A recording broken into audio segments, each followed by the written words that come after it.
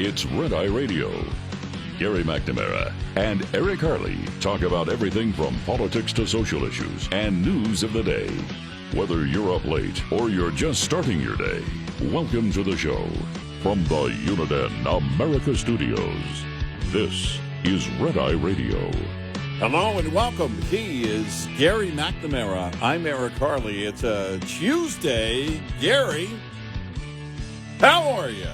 I'm doing good. I discovered something yesterday. What did you discover? I discovered something yesterday, and I actually have a question on it. And first off, how we're going to start with this is there's a, at least for me, it's the first time I've seen it, a new impersonator of Kamala Harris out there. Yeah.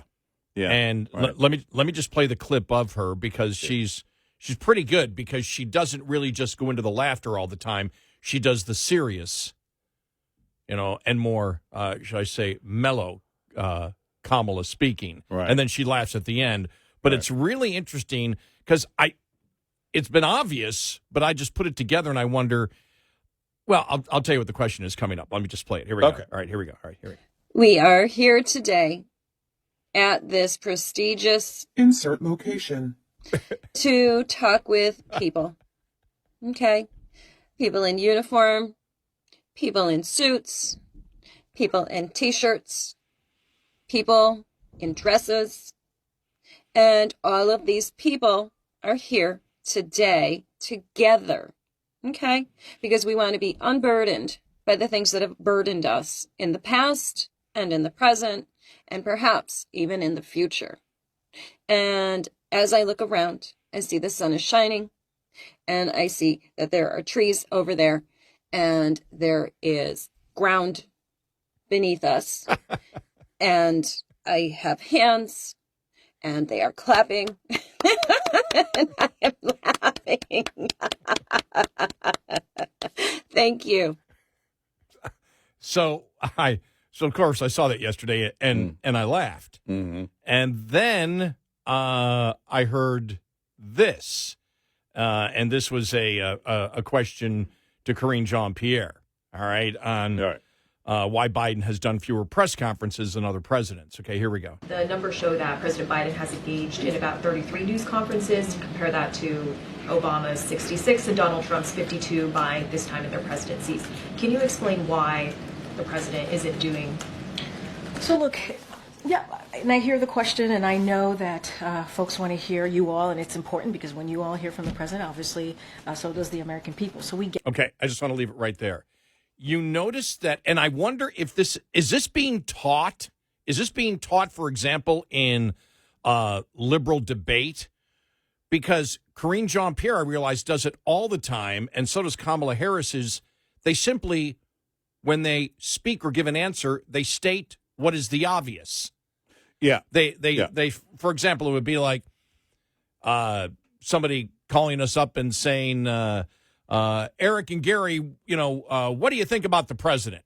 Well, listen, we know that everybody calls our phones and wants to get our opinions on a number of things, and sometimes it's the president, sometimes it is the news of the day, and we appreciate that you call the toll-free number, which we have given you, and our company is glad to pay for that call, regardless of where you're calling for, even our friends in Canada, not Mexico, but Canada.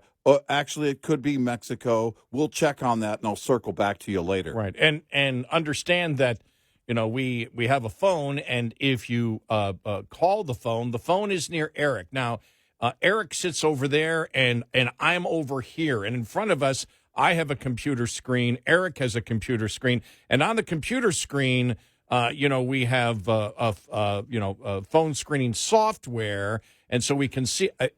It's basically everything is stating the obvious, as Karine Jean-Pierre did there. Well, of course, we know that if the president speaks to you, well, and that's what you want because you're in the press and you're expecting. It's just like that's a stall tactic.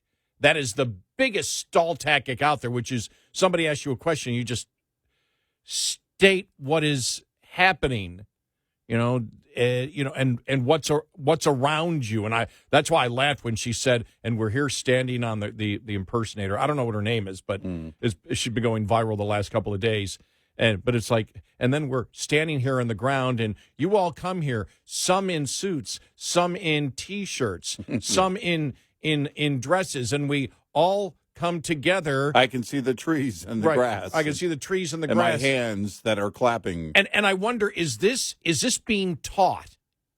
Is there a course where this is being taught, or when you work for this White House, is this the standard operating procedure? Do they actually teach this? Because I think you would have to teach someone like Karine Jean-Pierre, who has no experience in doing what she's doing, and I frankly believe she doesn't have the ability to learn.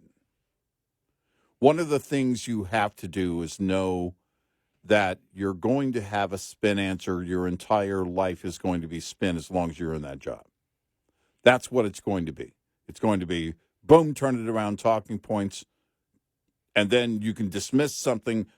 Sorry, don't have that answer. I'll get back with you. You can be very clear and concise, or you can talk in circles like she does when you don't have the ability. And I don't know if they've taught her that or she's taught herself that, because she doesn't have the ability to, you have to be intuitive. You have to not pull from the book.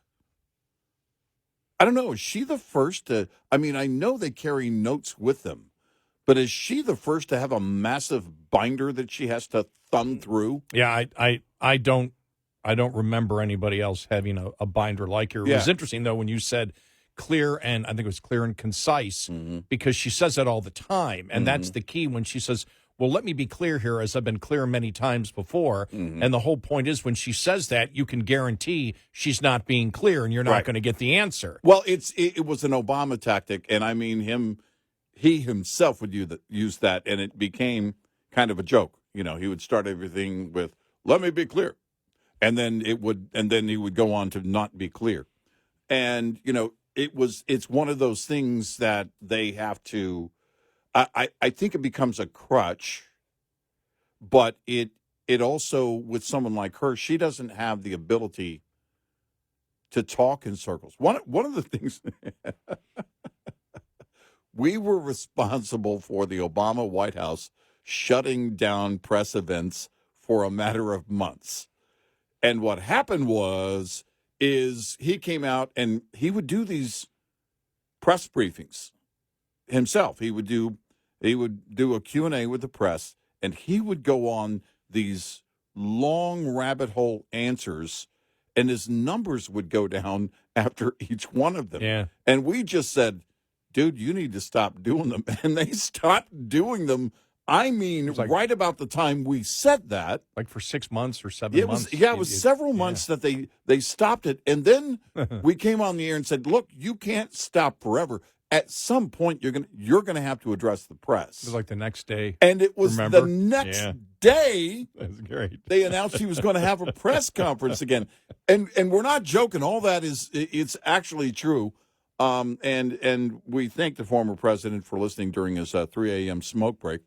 And well, do you remember the other time when this is during the Obama administration, and the White House was coming out with, the White House economic team, what the GDP was going to be the next year, and we said, if you want to know where pure BS comes from, it's the Obama White House, because I forgot what the GDP was going to be. Right. And then there's all these other economists. Well, that's what it's going to be. That's what it's going to be. And remember, I said, well, I bet you I can get closer just with the guess off the top of my head. And I forgot what year it was, but I threw out a number like 2.2%. Yeah. And it ended up being 2.2%. Right. At the end of the right. Exactly. The end of the year. But I find it interesting because it is so obvious. And with Karine Jean-Pierre, okay, she's being asked questions and she doesn't know how to answer them. So that kind of stall by stating the obvious, you can tell is a panic response. She doesn't know where to go. And so she just stalls. That's the panic response of stalling by just repeating everything and going back to those crutch phrases like, let me be clear here, And we've always been clear here. And as I've told you many times before, and when she does that, for example, when she says, I've told you many times, this is what we've said many times before, it isn't what they've said many times before. But she's, I believe, panicking, and that's when you see her going through the book. She's scanning, and anybody who has ever done any type of public speaking understands when you first start doing it, a lot of times you'll have notes. I remember when I used to give speeches. I don't get a chance to do it anymore because of the time part of it. But I used to write down notes and everything else. Mm-hmm. And by the time I did it for, I don't know, maybe over 10 years, I could do a speech without anything. Mm-hmm. I could walk up and it was much more. Mm-hmm. And then at the end you'd say, "Oh, geez, I missed that point and that point." It goes, "It doesn't matter. It worked." The homework is the key, and the homework isn't done at that podium, and that's something that you just learn over time. But I just want to get very quickly here with the vice president, though, Kamala Harris. She states the obvious. Is that on a teleprompter, or is she going off the teleprompter? We asked that question before. We were like, no speechwriter could possibly be writing this. She's giving a speech. She's not answering questions. She's giving a speech, and this can't be something that a writer in the White House would possibly write. She has to be going off script. Yeah. Probably. And that's the point. Karine Jean-Pierre, she's not on, she's trying to fit a script. Yeah. She's trying to take the script and fit it to the question, and it doesn't work for her. But Harris, when she does it, it's amazing. What do they refer to it as? Not speech clutter. There's a word for it. Word salad. It comes out as a word salad and doesn't make any sense. Yeah, and they're both really bad at their job. Karine Jean-Pierre and Kamala Harris. Keep in mind, Kamala Harris wasn't anywhere near the first choice. She was in the pool of those who were running for president that year on the left, the last. She dropped out in December of 2019. Early December. And, that pick was right out of their leftist playbook. Identity politics, that's what that was about. It wasn't any kind of strategy whatsoever. It just wasn't. And you see that. And you see the same thing. Karine Jean-Pierre, she was an activist. Okay. You're going to put her in that role? Well, no, this is what we're going to represent. We're going to have all of these positions represent something according to identity politics, not the ability to do the job. But quite frankly, I don't know of anybody that would be in that job that would be good at that job.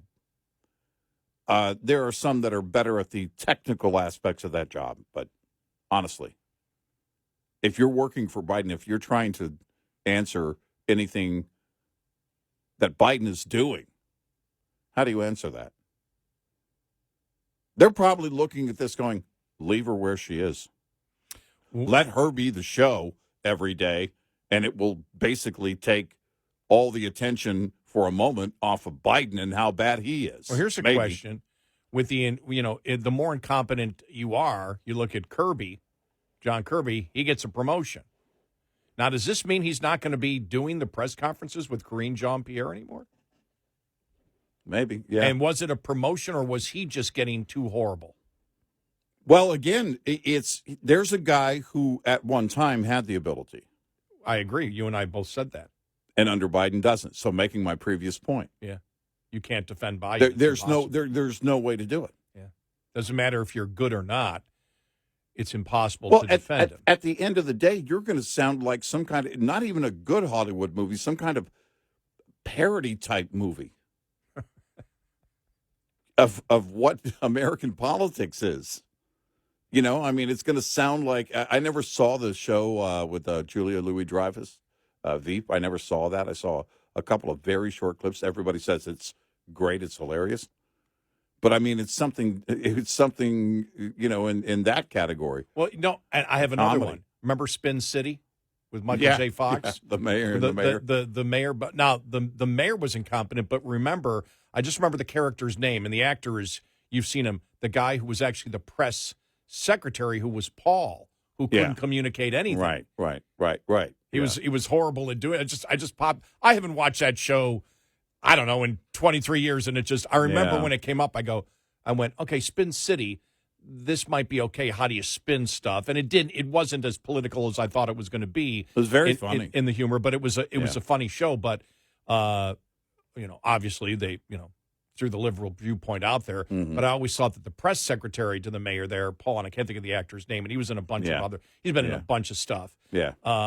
He. Yeah, I can see his face. I don't recall his name. Yeah, he was just incompetent. Right. And it was like, well, why? I remember thinking one time, well, Michael J. Fox was like the mayor's chief of staff. Mm-hmm. Like, why doesn't they fire him? Right. Because he wasn't. I remember thinking that one night. He's not effective. That's. Well, that's we've said that about Karine Jean-Pierre, and then you come to the conclusion. All right, you really don't want somebody in there that's competent at the job, because then all of a sudden everybody's wondering, well, what happened to that person? We know they have the ability to answer and the experience to answer. Like Kirby. I mean, he's just off the deep end now. Richard Kind. Okay. All right. Is the actor's name. Yeah. But I don't know what happens now. I really don't know where it goes, but honestly, why change anything? 866-90 Red Eye. This report is brought to you by Shell Rotella. With advanced synthetic technology, is designed to help keep your rig running with more mileage and less maintenance. Tires command a lot of attention. As a top expense for drivers and a leading cause of CSA violations, any tire maintenance practice that can help extend tire life is worth consideration. Consider tire balancing, which can set you up for savings and a smoother ride before your tires touch the highway. Tire balancing and wheel alignment are different services, but both contribute to a smoother ride and should accompany tire replacements or repairs. Tire balancing corrects an uneven distribution of weight in tires and wheel assemblies, providing improved vehicle handling, increased fuel economy, and the overall lifespan of your tires. Balancing your tires also helps keep vehicle hardware like cab rivets tight and can help with the resale value of your vehicle. We'll be right back with more Red Eye Radio with Eric Harley and Gary McNamara.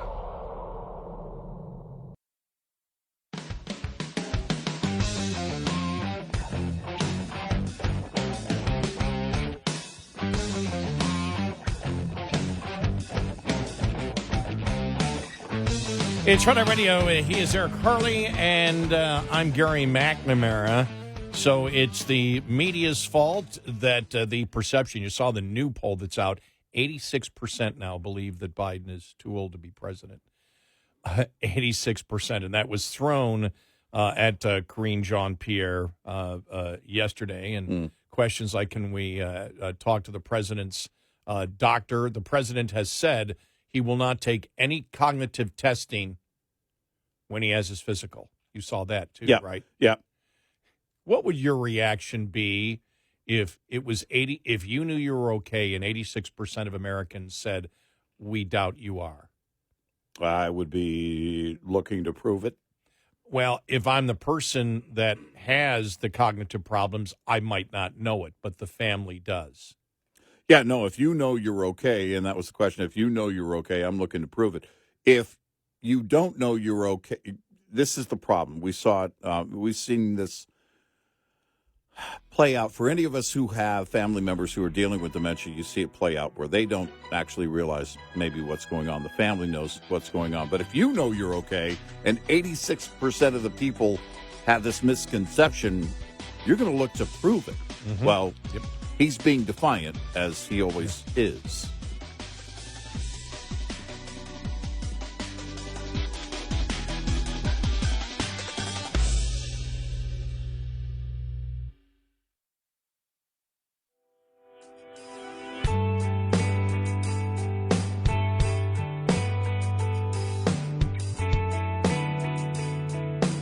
observing and analyzing the insanity.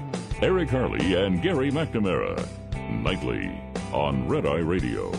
Download our Red Eye Radio app today and listen when and where you want if you can't listen live overnight. Just want to address this question because really I saw it from Jen Psaki after the special counsel's report came out. Hers report came out last week, and she was one that was saying, you know, he's a Republican prosecutor. He was a Republican appointed by Trump.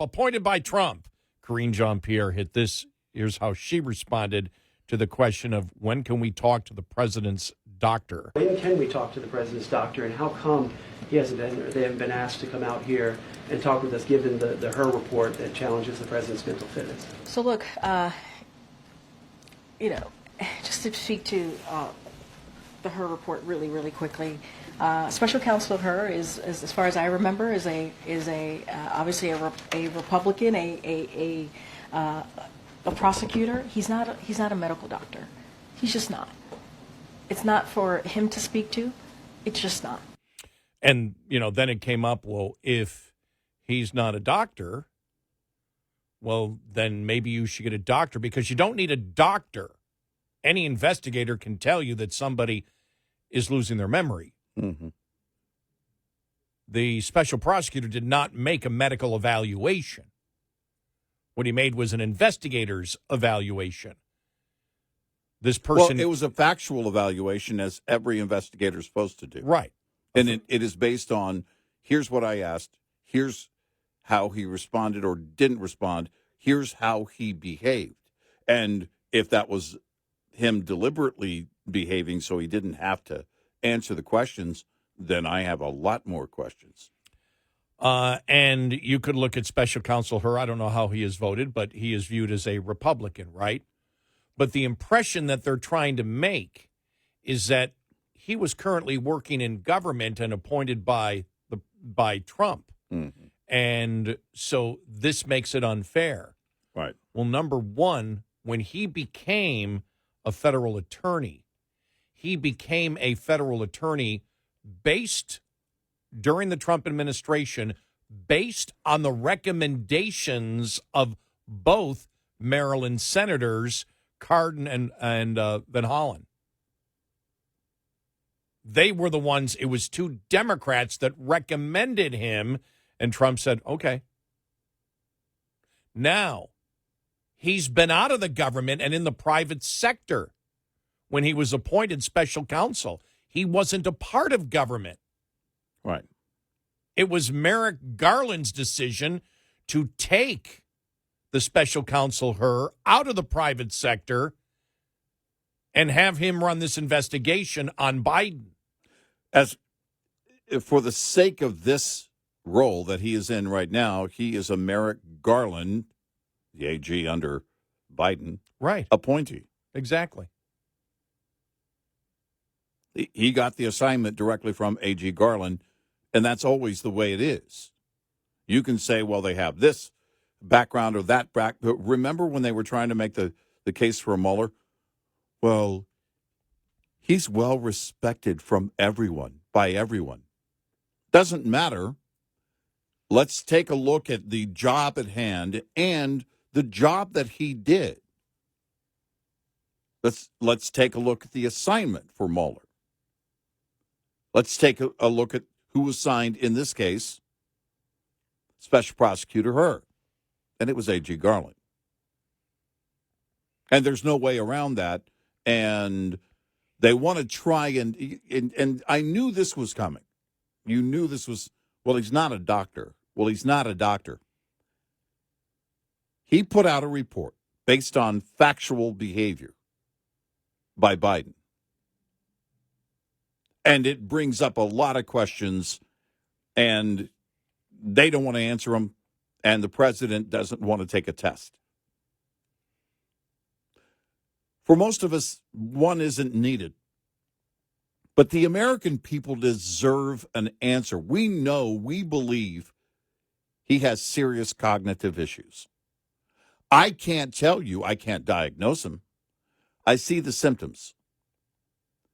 based on similarities in the behavior of people that I know and love that are suffering from dementia as we speak. So I don't need a doctor to tell me what it looks like, but the American people deserve to know if it is the case officially or not. And so by saying, understand what she's communicating, by saying that he's a Republican prosecutor, she is saying that he is lying about what happened. Right.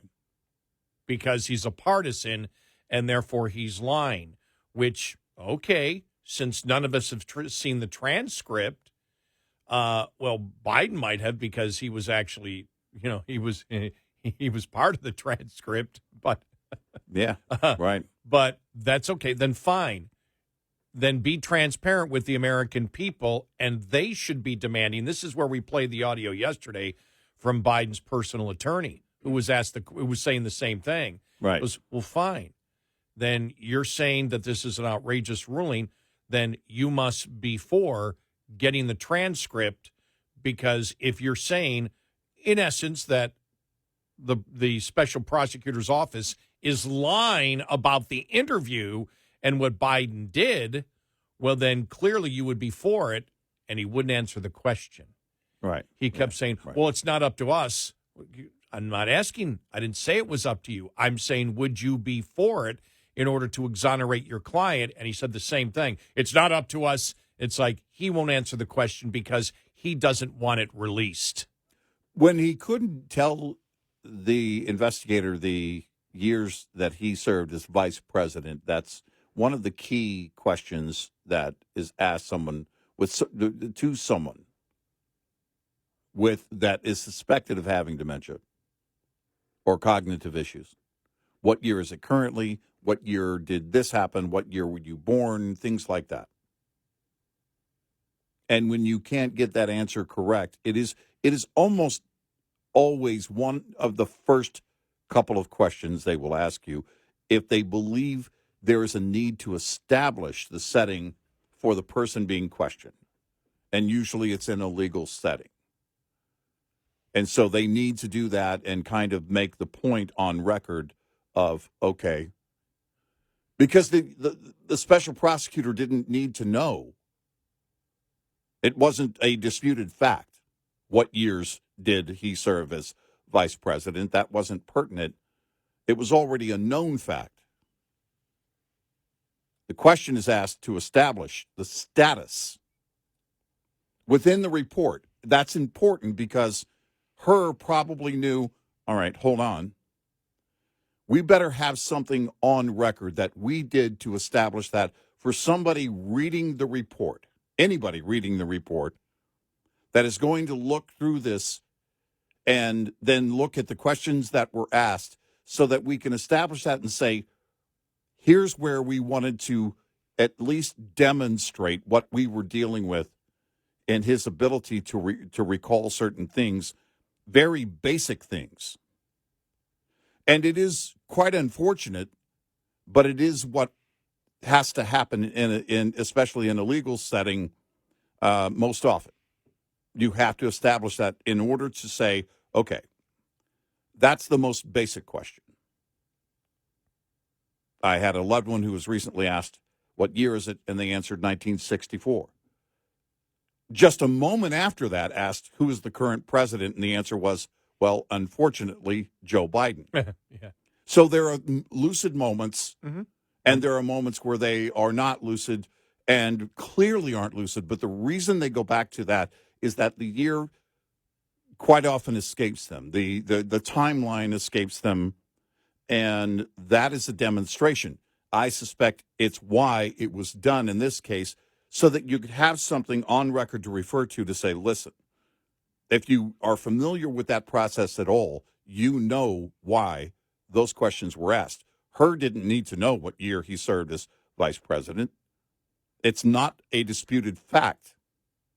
It's not something that the entire thing hinges on in terms of someone disputing, well, he actually didn't serve. No, it was in order to establish what the mental status or behavior during that line of questioning was. she I was trying to think of where I was going on that. It was based on what she said about the special counsel being a Republican, and it was yeah, I know. When in the arena of debate or in government, when you're looking for transparency, when somebody comes out and says no, this is completely wrong. This guy's a Republican. He's not telling the truth. He's not. This isn't what really happened.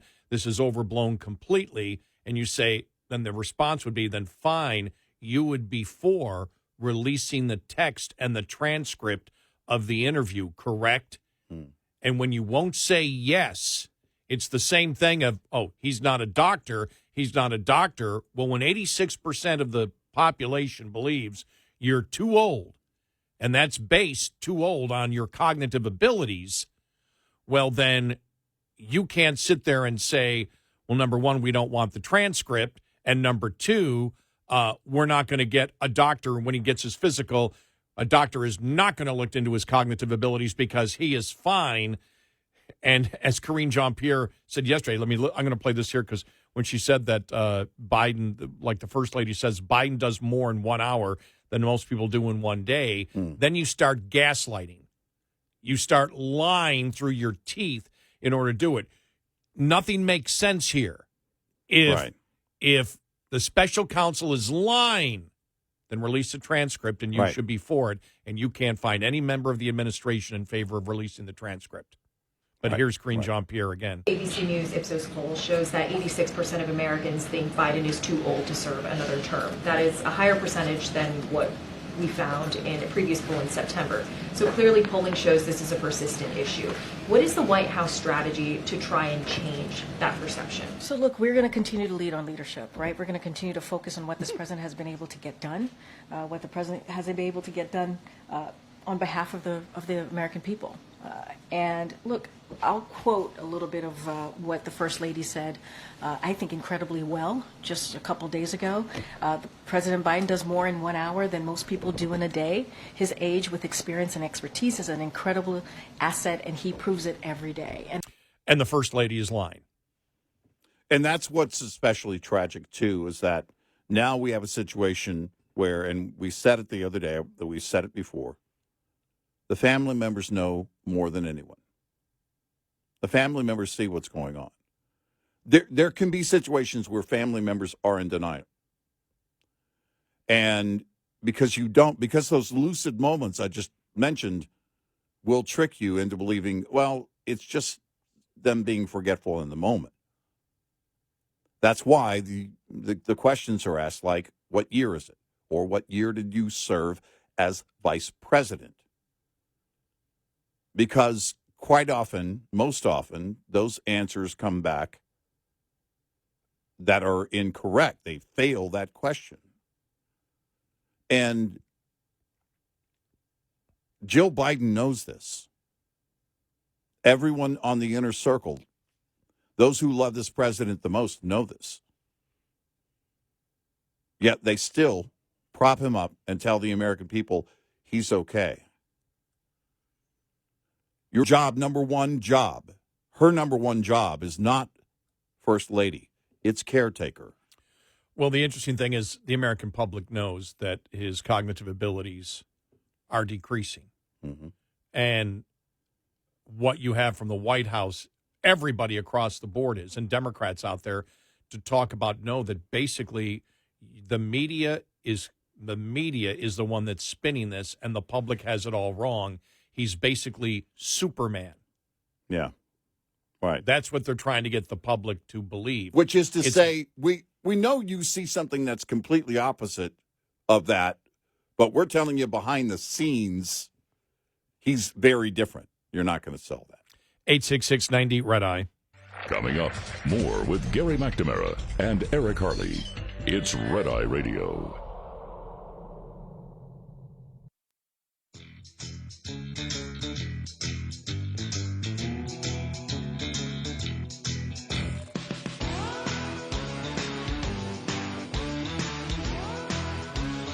It's Red Eye Radio. He's Eric Harley, and I'm Gary McNamara. Coming up here, we'll talk more about what's going on at the border. Trump asked the Supreme Court to review the immunity ruling. Amazon Prime, Amazon being sued, a class action lawsuit for them charging extra if you don't want commercials. And what they're saying is anybody who came aboard before this, like if you signed up in December, you should be able to, that was, you sign up for a year, you pay for a year. For them to change it is changing the terms of the contract, unless they're allowed to do that inside the contract, and I don't know if they are or not. If they're allowed to do that inside the contract, why would anyone going forward, if that is what is found here, why would anyone going forward sign a contract with them? They're going to have to change their contract drastically, one way or the other. Top of the Hour News is brought to you by House Products. Visit houseproducts.com. This is Red Eye Radio on Westwood One.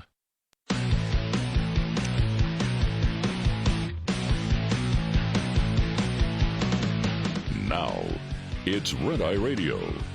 Gary McNamara and Eric Harley talk about everything from politics to social issues and news of the day. Whether you're up late or you're just starting your day, welcome to the show. From the Uniden America Studios, this is Red Eye Radio. All across America and around the planet, we are Red Eye Radio. Good morning. I'm Gary McNamara, and right here in front of me is a microphone. Right in front of the microphone is a computer screen. Across the desk from me here, the broadcasting desk, is Eric. Now, Eric has a microphone in front of him. I'm sorry, I'm trying to do like the administration. Let's just, when we do press conferences, we'll state the obvious. We have walls. We have a countertop. There are computers. Walls. Yes. There is coffee. There may or may not be alcohol in the coffee. There are things and stuff.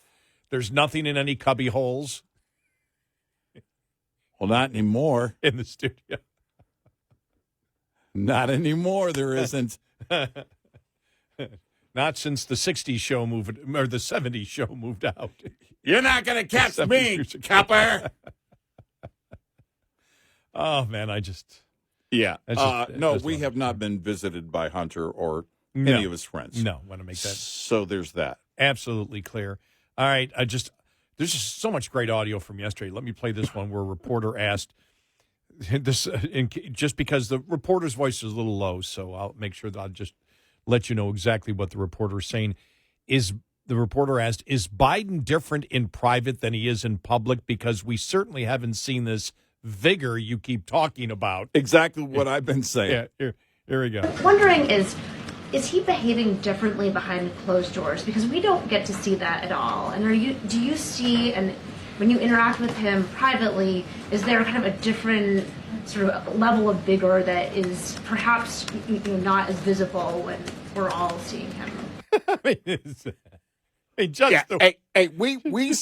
You say vigor, we see quite the opposite. We see not vigor. Just the way it's like almost painfully asking a question instead of saying, hey, you're lying to us. Yeah. The guy doesn't have vigor or energy. You keep saying that he's Superman behind closed doors, but he's not in front of us. What gives?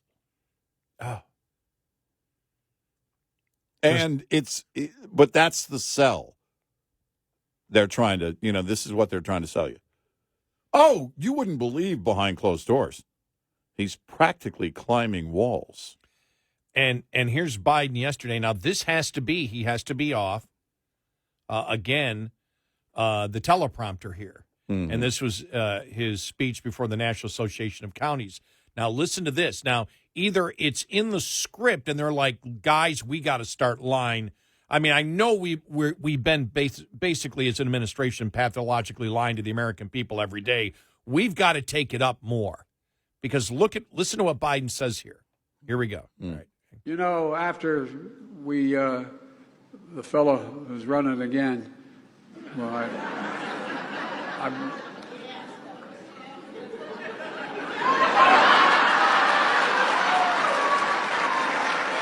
after he did not move on making sure that we dealt with vaccinating the American public. We ended up losing over 1 million people dead. Is that accurate? No. I mean, my God. And I think that was as horrible as you can get start to finish. Right. Well, he forgot Trump's name, and then the laughter came because he was pausing. You could tell he didn't know it, so he just did the sign of the cross, and so everybody laughed at that. Right. Is what he did, and then went on with the biggest lie ever. Right. In fact, the one weakness that Trump may have with his base that, well, it was originally thought was his promotion of the vaccine early on, right, and everything that he did.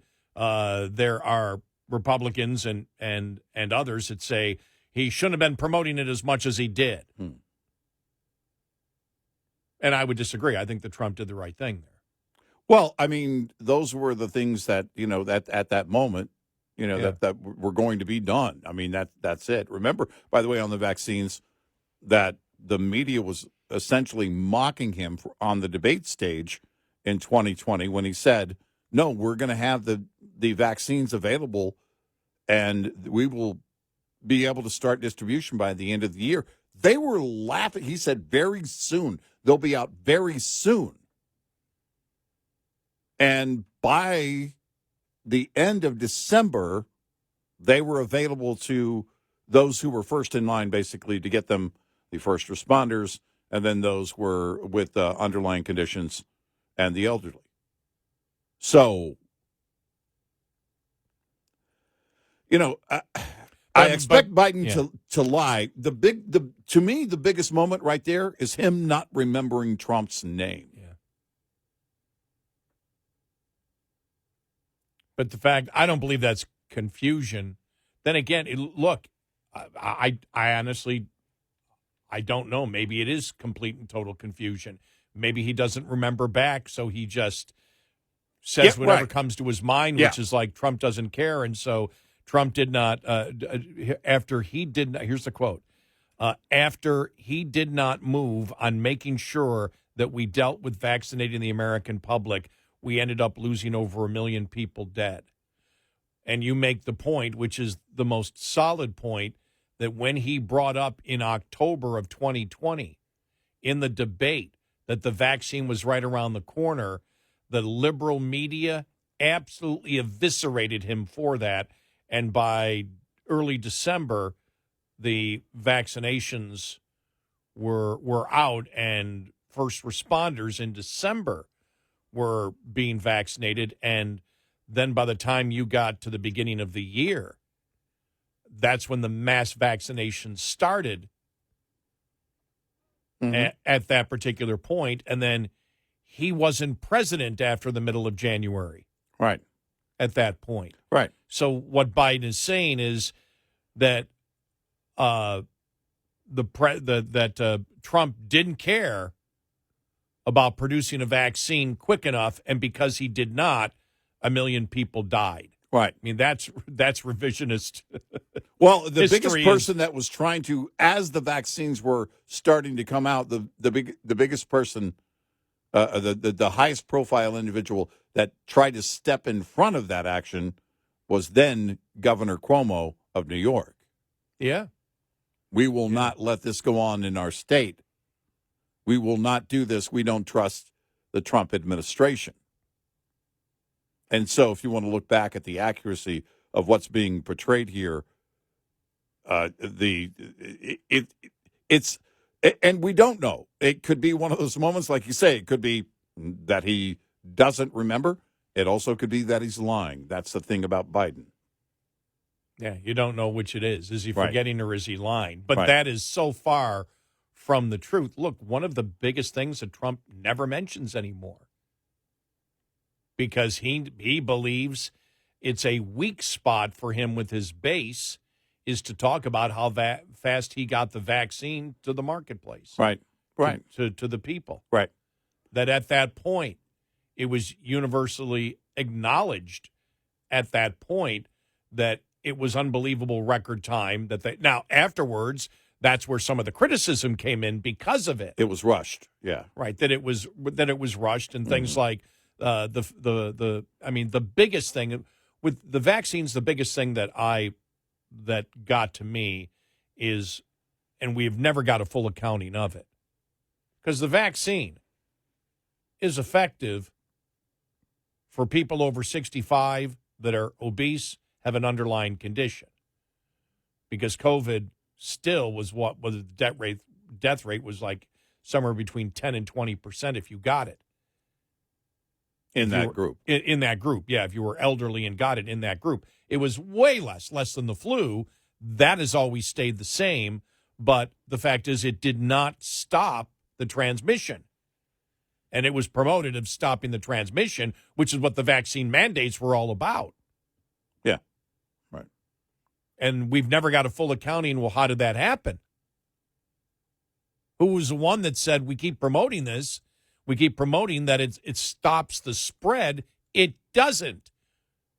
And as the pharmaceutical company said, well, we never even tested it for that. Right. That was some of the response. Well, then who in government was lying? We still don't have a full accounting of that. Well, remember, of that you had companies and local, state, I don't know to what extent the federal government. Man, it all melts into one.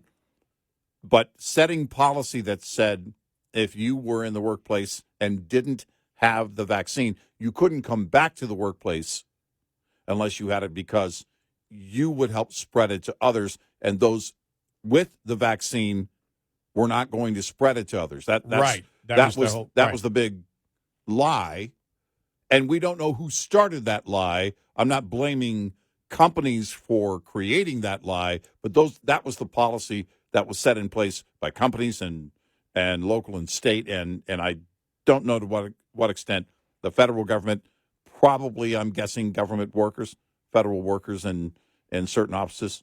I have to go back and review that. But that was part of that massive, massive load of misinformation, and we still don't have the answer. Where did that come from? No, we don't. And we know that the NIH, and we know that Fauci, we know they were promoting that all along. Right.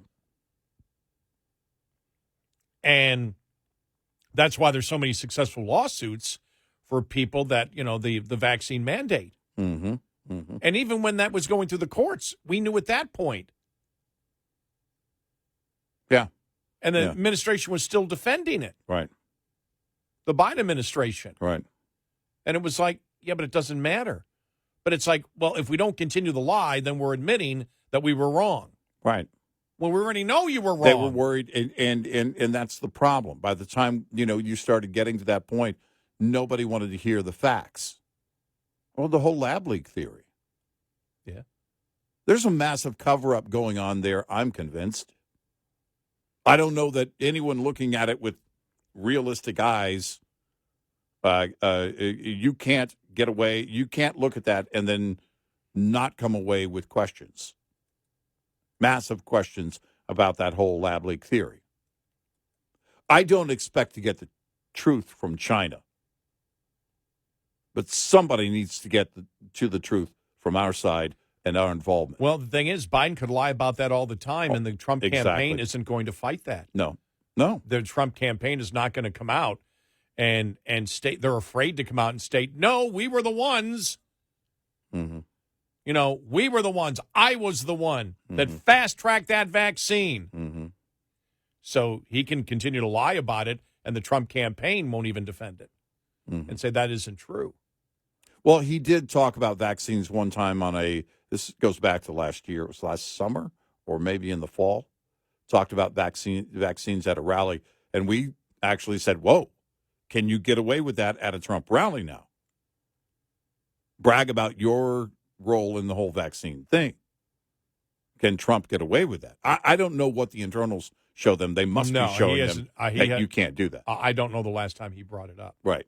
The time he did that, we talked about it and said, you can't keep that going. You're not going to convince your base of that.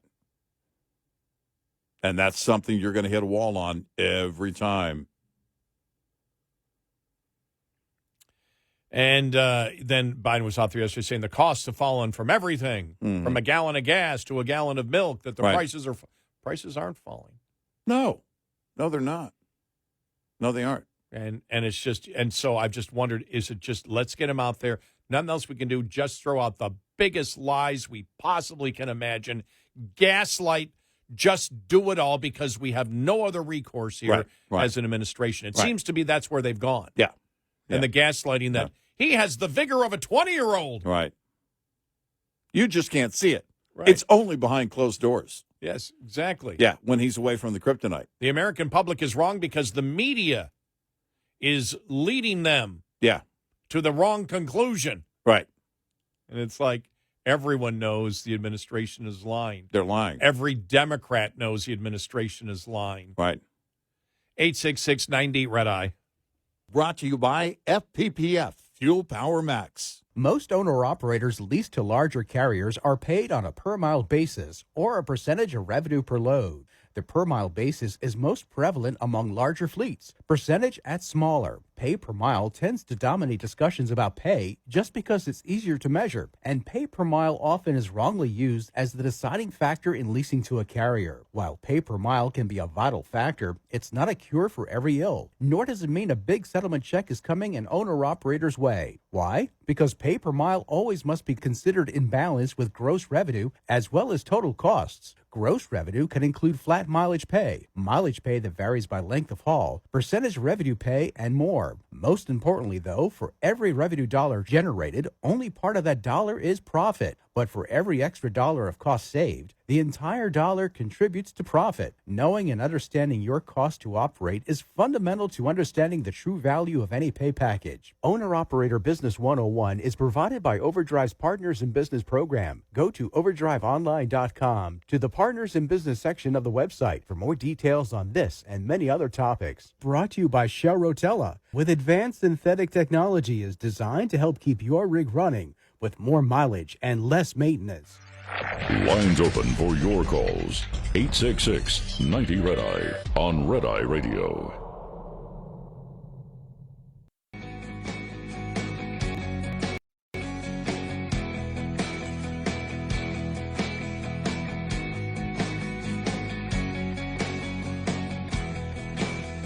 It's Red Eye Radio. He is Eric Harley, and I'm Gary McNamara. Good morning. Thank you for being here. Okay, I want to play this, at least this one audio cut. This is Representative Dan Goldman. And because the one question is, and Karine Jean-Pierre was asked the question, because they're making it sound like the president has a copy of the transcript. Mm-hmm. Because remember, they saw the report. Mm-hmm. It's like, why don't you release it? Right. Forget about the special counsel. Why don't you release the transcript? Right. But here's Dan Goldman. He was asked that question. Should the White House release the transcript of that, or DOJ release the transcript of that interview just so everyone can read for themselves how that conversation went? I think it would be helpful. I do. I think that at this point, it's something that we would all like to see. That's covering your bases. Well, I mean, because we've said that unless you have direct ownership in something, even as a member of the same party, you don't necessarily need to own it for this president. Okay, right. Yeah, we'd like to see that. And you could also say, if your base comes back at you, hey, why did you say something we'd all like? Well, because it could be helpful in defending the president. Right. I mean, you could say, right. You could play it either way. Well, yeah, because if I'm in Goldman's position, somebody comes up and says, why are you saying the transcript should be released? Well, because the president, and I believe him, is stating that the special counsel didn't get it right. Right. That we didn't say those things. Mm-hmm. And so I believe the president, so the transcript will exonerate him. Yeah. And you can say that until the moment that it comes out and it doesn't. And yes. then you could say, well, I think that we should have some thoughtful review of the transcript and look further into it and blah, blah, blah, blah, blah. But there is no risk. And that actually is the case on a number of fronts for Joe Biden, for Democrats that, again, aren't directly involved in whatever it might be. It's a problem with Hunter. It is a problem with his age. But Goldman didn't have to say, well, I think there's a concern with his age and cognitive issues, and I agree with that concern. You don't have to even go that far. Well, no, reviewing the transcript would be helpful. And any questions on that, you can look, I believe the president is fine, and I believe the transcript will be more evidence to exonerate him. I believe this is politically driven, blah, blah, blah, blah, blah, blah, blah, yada, yada, yada, blah, blah, blah, Biden 24.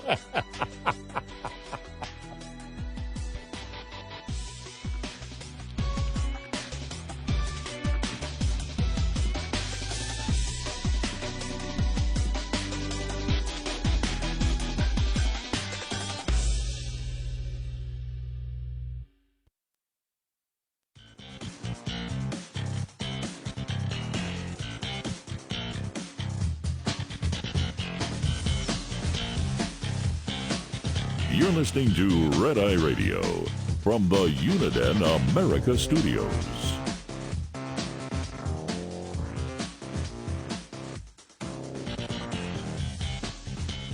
It's Red Eye Radio. He's Eric Hurley, and I'm Gary McNamara. Wow, the Fani, we may call it the Fani Willis case now. No, it's actually appropriate. Yeah, not the Trump case. We'll get to this here in a little bit because, with the news, and we brought it to you yesterday, then it let's put it this way, it hit the fan today with the other witness and the judge saying, well, yeah, this needs to be brought in. The other witness had said basically that Fani Willis and Wade lied on that affidavit as to when their relationship began. And she's prosecuting some of the Trump supporters or some of the Trump campaign people for doing that, filing false documents. Right. And I looked at you before, and we'll get to it because Jonathan Turley had a comment on it. We'll have that for you coming up following the top of the hour. But I looked at you and said, could you imagine this being thrown out of court and Fani Willis ending up in jail for trying to prosecute Trump? I mean, that would be we would be touched the ultimate. on it yesterday, and we'll go over that here in a minute. But that's a real possibility.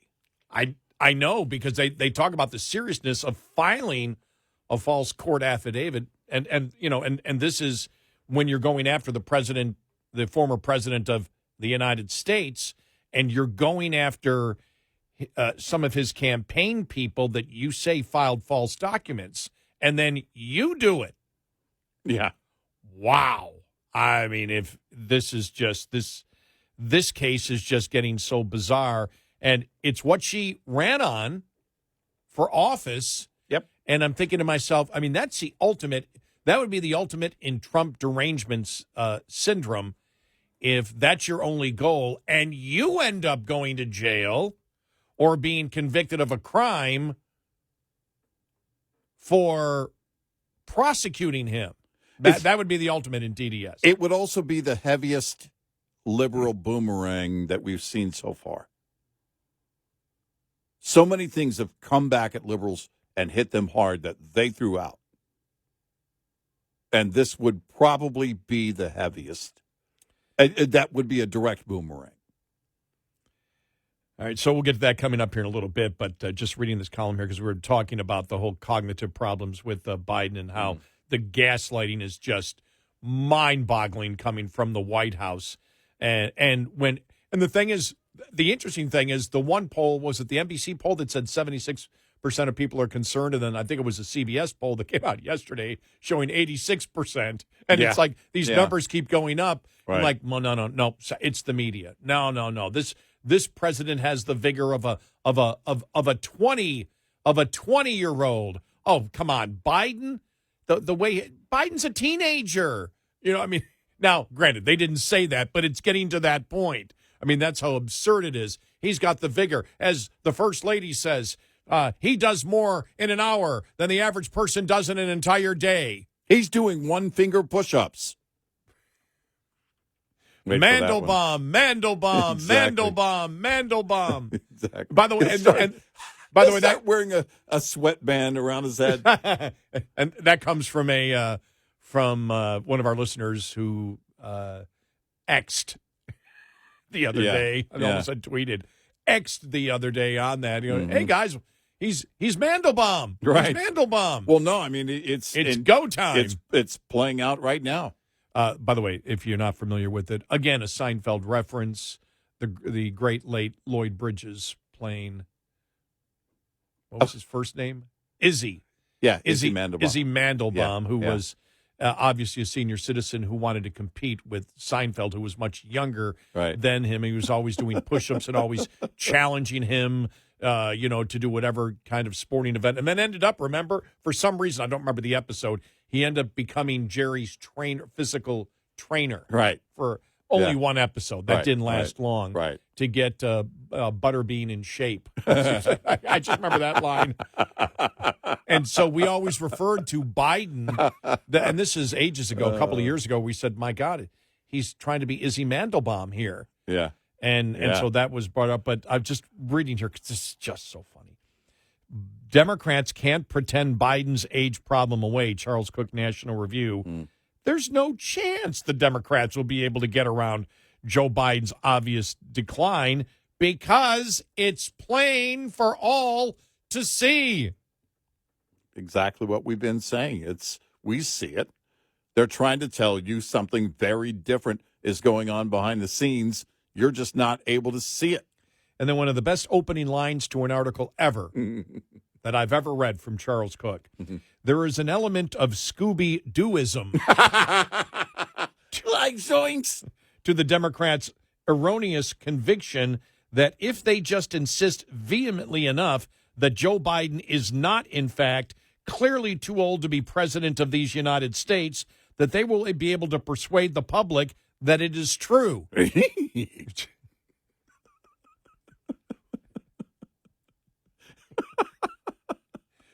We would have gotten away with it. That's a quote, the next quote. We would have gotten away with it. Ruh-roh. Biden's apologist seems to be muttering aloud. If it hadn't been for that pesky Robert Hur. By the way, I did like over the weekend where I saw. Now, what is Hur's pronouns? I know because I've been tempted because you keep saying to stop and when we say her, right, and then because it sounds like we're usually when you say her in this setting you're referring to Hillary Clinton. But we have to, and so I've been careful to say prosecutor, special prosecutor Hur, right, and just to try and keep clarity on the page.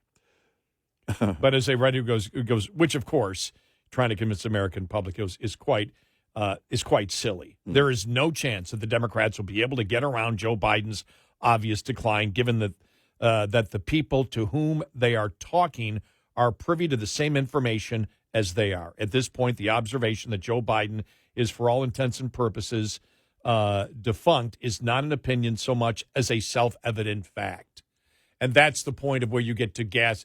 That's the ultimate in gaslighting, when everything is self-evident and you are chastised for not recognizing that what you see clearly with your own eyes is not what you're seeing. That's technically the definition of gaslighting. Exactly. You don't need Thelma's large glasses to see exactly what's going on here. Scooby-Doo reference. Yep. At this, it goes, if Joe Biden were to seek a job in the private sector, he would be rejected. Right. If he were to apply for a driver's license, he would be denied. Human beings know full well what decline looks like, and they can see it in their president. Mm-hmm. And he goes, the man is unsound, enfeebled and decrepit. To pretend otherwise in the year 2024 is all but to out oneself as a hireling. That ship, I'm afraid, has been sunk. The overwhelming majority of Americans, ABC News noted yesterday, it was an ABC poll, not CBS, think Joe Biden is too old to serve another term.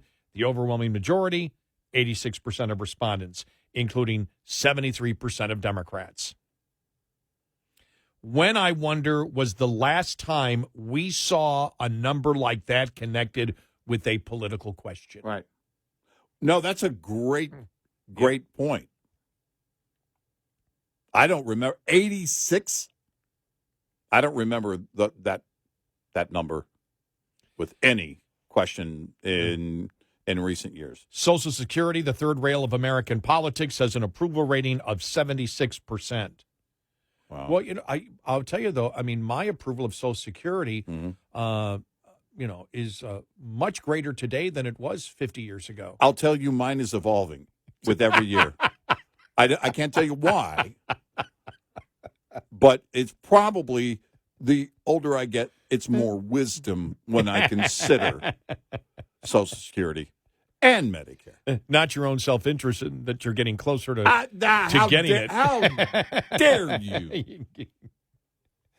Okay, Greta.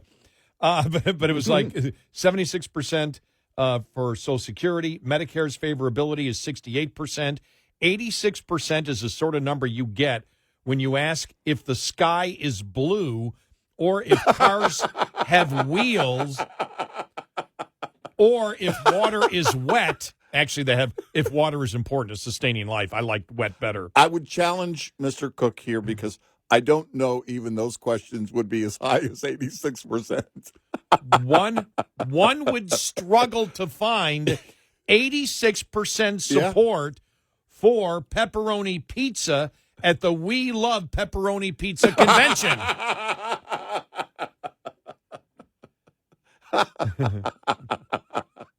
That's brilliant. I love that. That Biden has hit that level already is, if I may borrow a colorful phrase, is a big effing deal. Going back to now he doesn't signing of Obamacare with then Vice President Biden saying that to Obama, and it is in quotes, by the way. Yeah. Now he did not write out the full F word. I want to make that clear. Right. Yeah. Do the Democrats comprehend this? Apparently, they do not.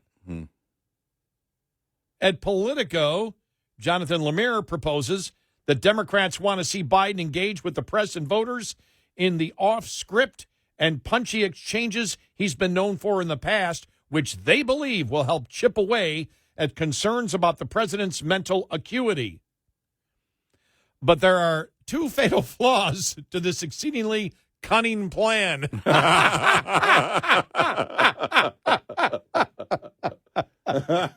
The first flaw lies in the claim, if he wished to, Joe Biden would be capable of delivering off-script and punchy exchanges in a way that would chip away at the public's concerns.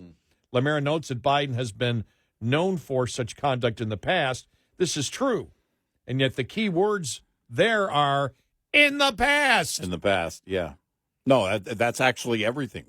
Because in the past, you could say Joe Biden would have been a decent pick for candidate for president. But that was not the case in later years for a number of reasons. And now, as we deal with mental acuity issues and questions surrounding that, I think it's become clear to everyone, or at least 86% of everyone.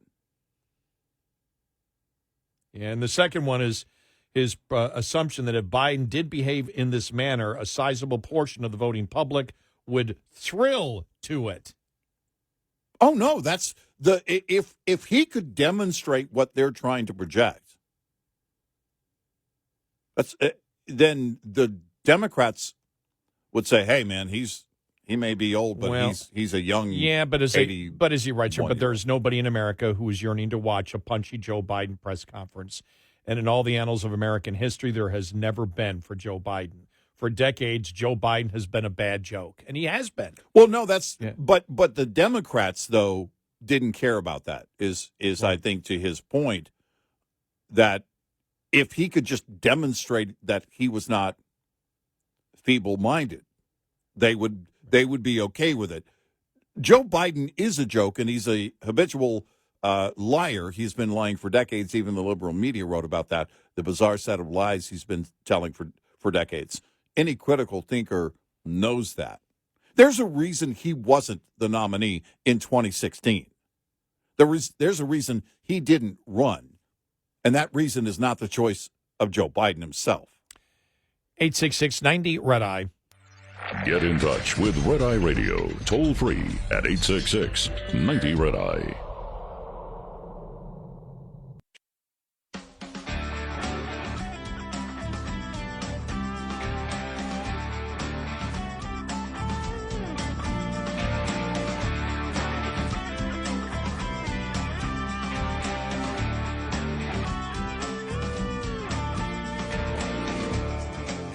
It's Red Eye Radio. He's Eric Harley, and I'm Gary McNamara. If you think about it, I mean, the gaslighting that's already being done to try to convince the American public that Joe Biden is this vivacious young man with a ton of vigor, that the new 80s is the new 40s or something like that, they can't pull off. But it's what they're trying to do. I think it backfires even more because it's when something is so self-evident, that's the evidence you need. You can sit there and say, well, the special counsel isn't a doctor. And the first response would be, neither am I. You know, we would, when you use that excuse, you know you have no argument. Right. You and I know that from whenever we don't hear it as much anymore, but we used to hear it whenever we would discuss any type of Supreme Court ruling. And somebody inevitably would contact us and say, are you guys Supreme Court justices? No. Then how do you know? And the whole point is that only Supreme Court justices or lawyers should understand the law, which, of course, is ridiculous. Then only presidents should comment on what presidents are doing. Exactly, right. Because nobody else has done that job.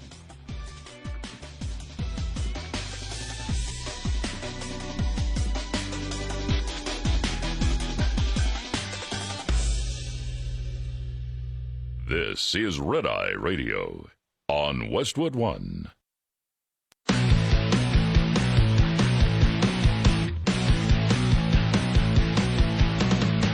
Now, it's Red Eye Radio. Gary McNamara and Eric Harley talk about everything from politics to social issues and news of the day. Whether you're up late or you're just starting your day, welcome to the show. From the Uniden America Studios, this is Red Eye Radio. All across America and around the world, we are Red Eye Radio. He is Eric Harley, and I'm Gary McNamara.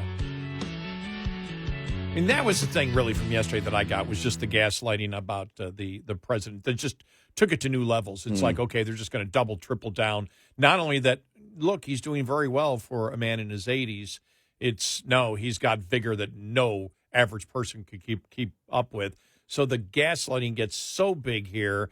And I went to Real Clear Politics, John Casas column here, where he talks about the fact that Biden is no longer mentally fit to be commander-in-chief. He is an empty husk. Last week on national television, he proved it.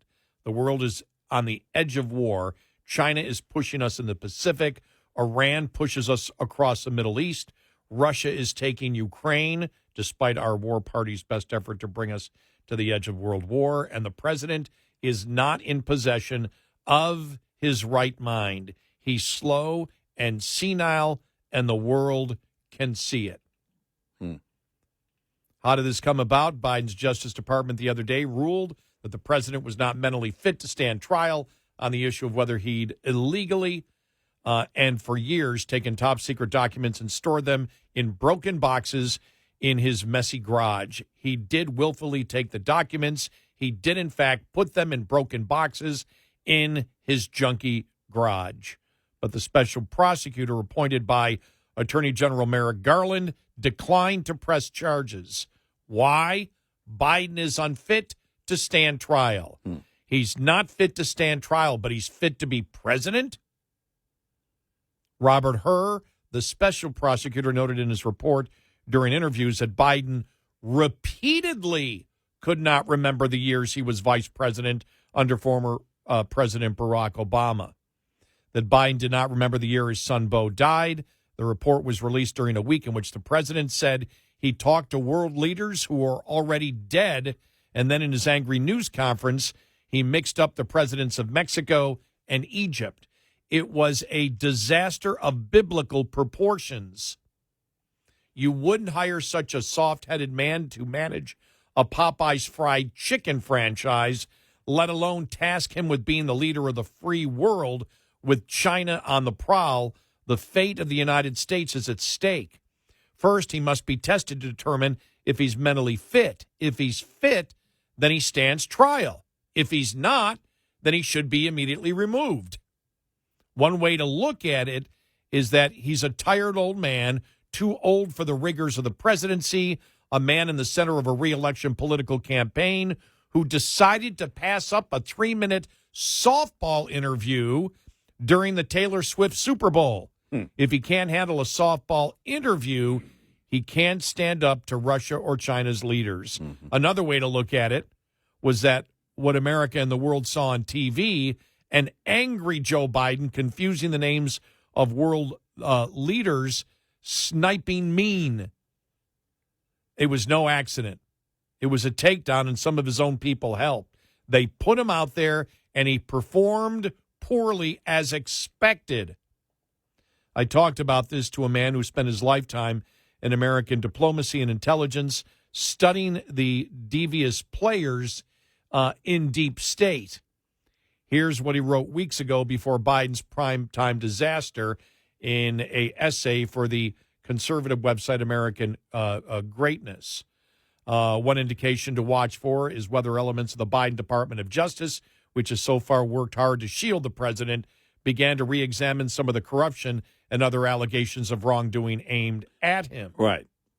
The author is my brother, Nicholas Cass, 30-plus years of service in the CIA and Department of State, working on the president's daily brief, serving in Washington and overseas in Turkey and other dangerous parts of the world. He's brilliant, yes, but for decades when we were growing up, he refused to do household chores. He'd rather study Eastern Roman history and karate than cut grass.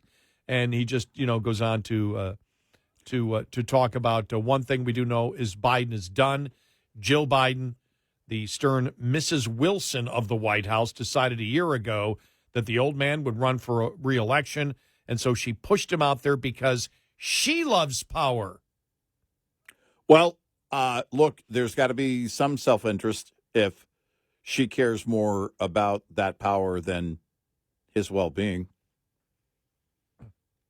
And it's interesting here, while I don't have a brother who served in the so-called deep state,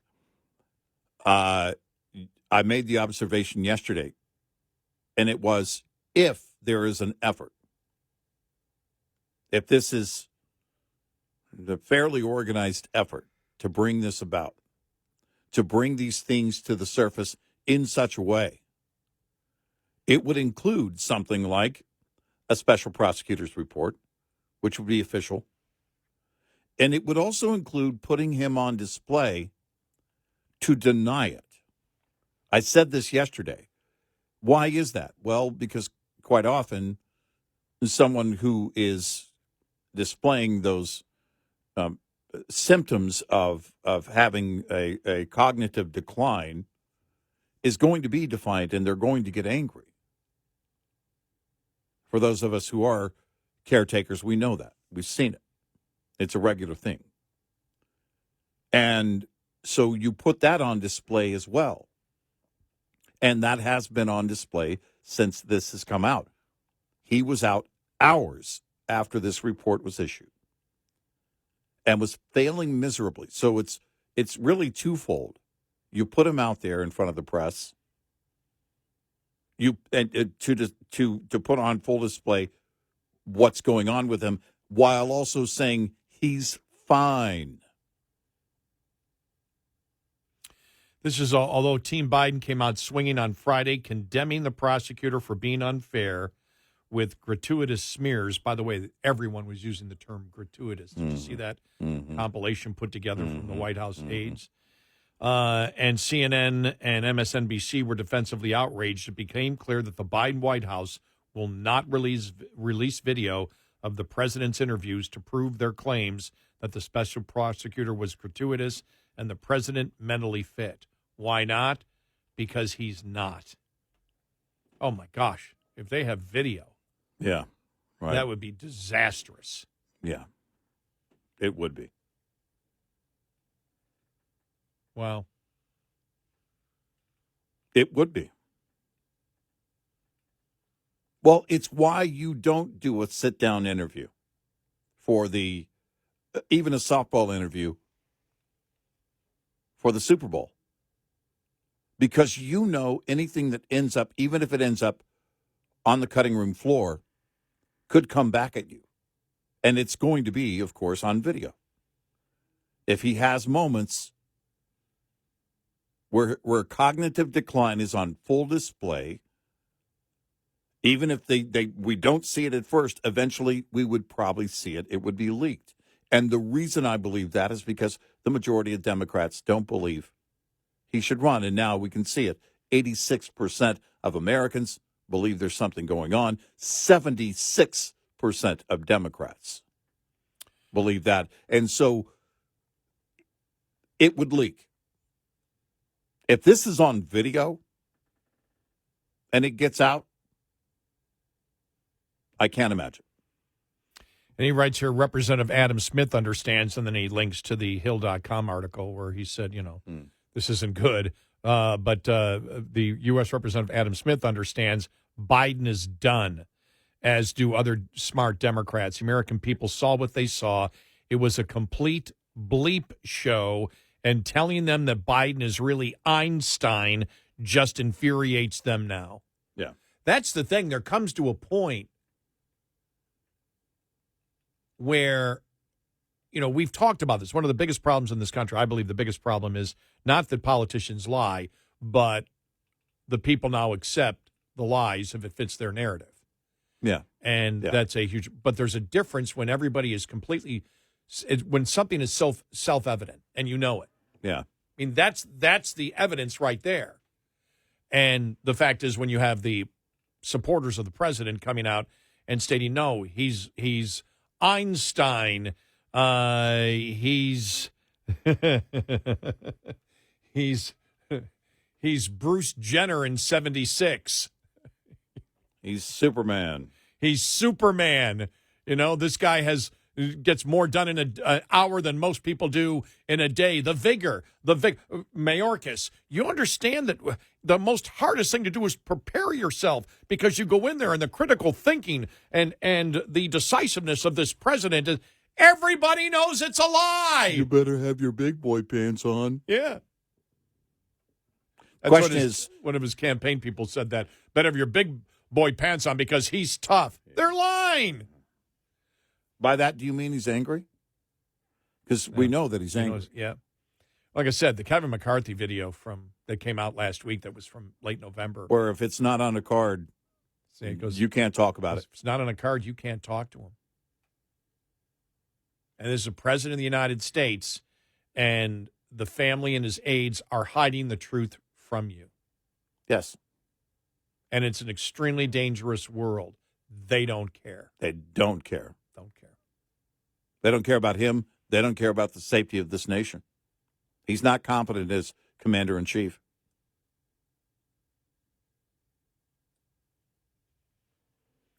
He goes, and voters see former President Donald Trump facing similar records-related criminal charges. The left hopes they can use lawfare to put him in jail, but Biden is ruled incompetent and walks free while holding on to the presidency. The double standard just won't wash. It's unfair and corrodes the American system of equal justice under the law. They kill democracy while shouting through their leftist media organs that they're here to save it. They are dangerous. The American left-leaning corporate media so shamelessly in the tank for Obama and then for Biden, and scandal after scandal are now at the point where they must decide who and what they are. Victor Davis Hanson said, well, I think they've jumped the proverbial shark. And I think right now there's a lot of journalists who are saying, I want to get out of Dodge, and I want to go on record that I've always said, I've always believed he's had mental problems. And I think they're going to try to be the first to say, I have integrity. I'm empirical. I'm disinterested. I don't know. Maybe they're just frustrated because they, you got to move up to the top of your profession by the time you get to the White House press corps, and nobody will answer your questions, and they lie to you day in and day out. Mm-hmm. And I do think at times you feel, even if you're a political activist, that you're not getting any help. You feel like you're left out there, and they're not trying to help you. They're not trying to help you even defend themselves from the leftist political activists of the White House press corps. Right. And they're just getting frustrated because they're being lied to on a consistent basis, and then they end up getting burned. Right. They look bad. Right. I'll say that rather than that they have integrity, as it seems. And I like Victor Davis Hanson a lot, but I think he may be letting them off a little bit too easy. Yeah, look, they're looking for talking points. They're looking for something and have been since day one from this White House. That's kind of the game. When it's a Democratic president, then, hey, give us the talking points.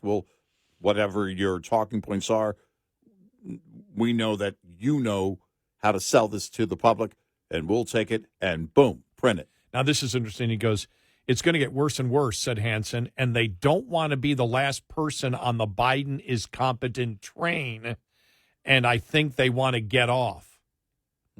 I think a lot of people are going to say, I knew this the whole time. Hanson knows it is the same behavior across history. It is the dance of servants covering their behinds.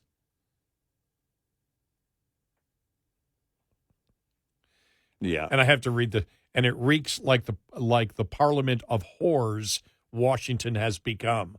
Whoa, whoa, whoa. We'll see. Yeah. Yeah, we'll see. Unless they all want to be Joy Reids.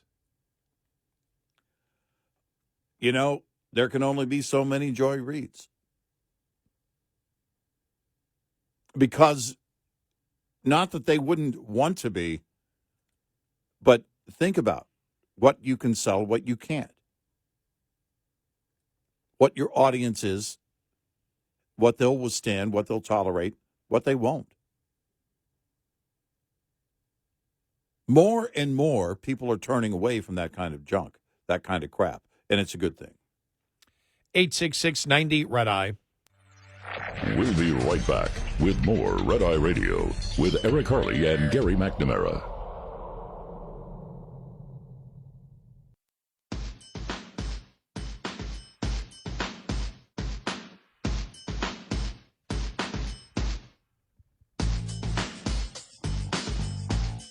It's Red Eye Radio. He's Eric Harley, and I'm Gary McNamara.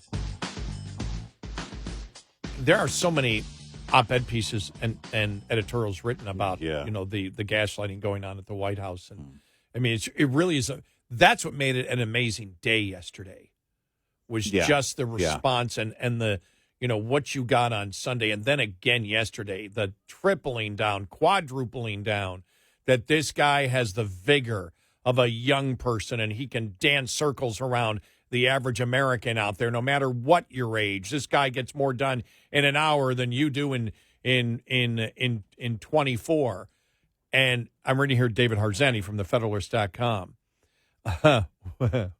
While the White House worked to de-age Biden, Democrats attacked her, named by Biden's Attorney General Merrick Garland as a political agent of the GOP. Yeah. The president's personal lawyer, Bob Bauer, argued the special counsel's report is not only misleading, but a shoddy document containing numerous misstatement of facts. There's an easy way to clear this up. All the DOJ should release the transcripts of the interviews with the president. Let's see the conversation. By the way, when Bauer argued that it was misleading, it was a shoddy document with misstatements of fact, he was asked in that interview, well, then, do you advocate releasing the transcript so we can see it?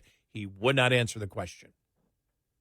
Yeah, which is not a yes, which means it's a no.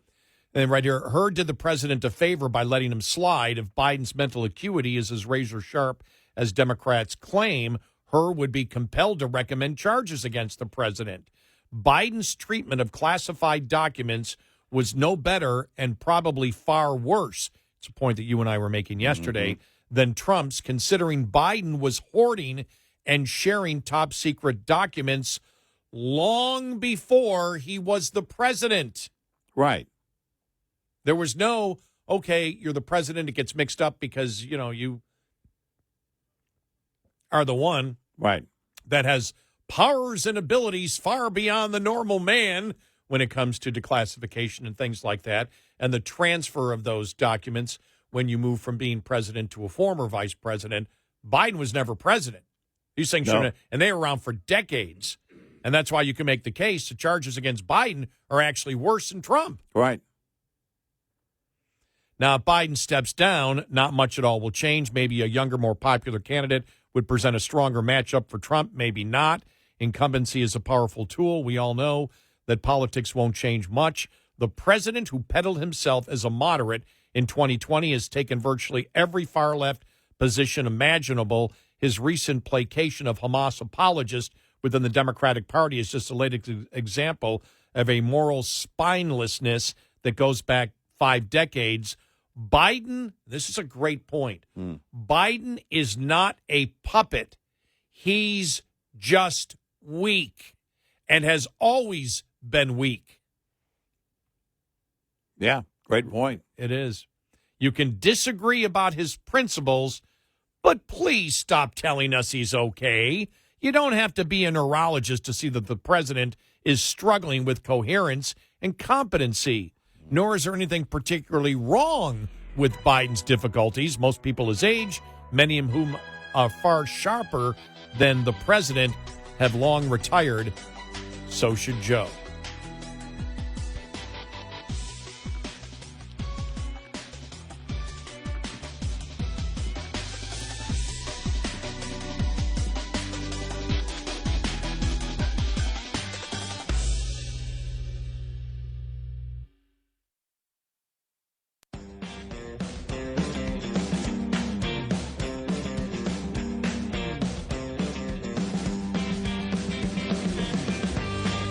We have a line open.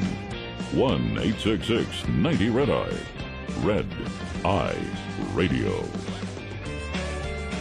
And he's Eric Harley, and I'm Gary McNamara. I just don't get it. This is from CNBC. Eric, I just don't get it. Okay. The Super Bowl was the most watched television show in history. Yeah. As an estimated 123.4 million people watched it.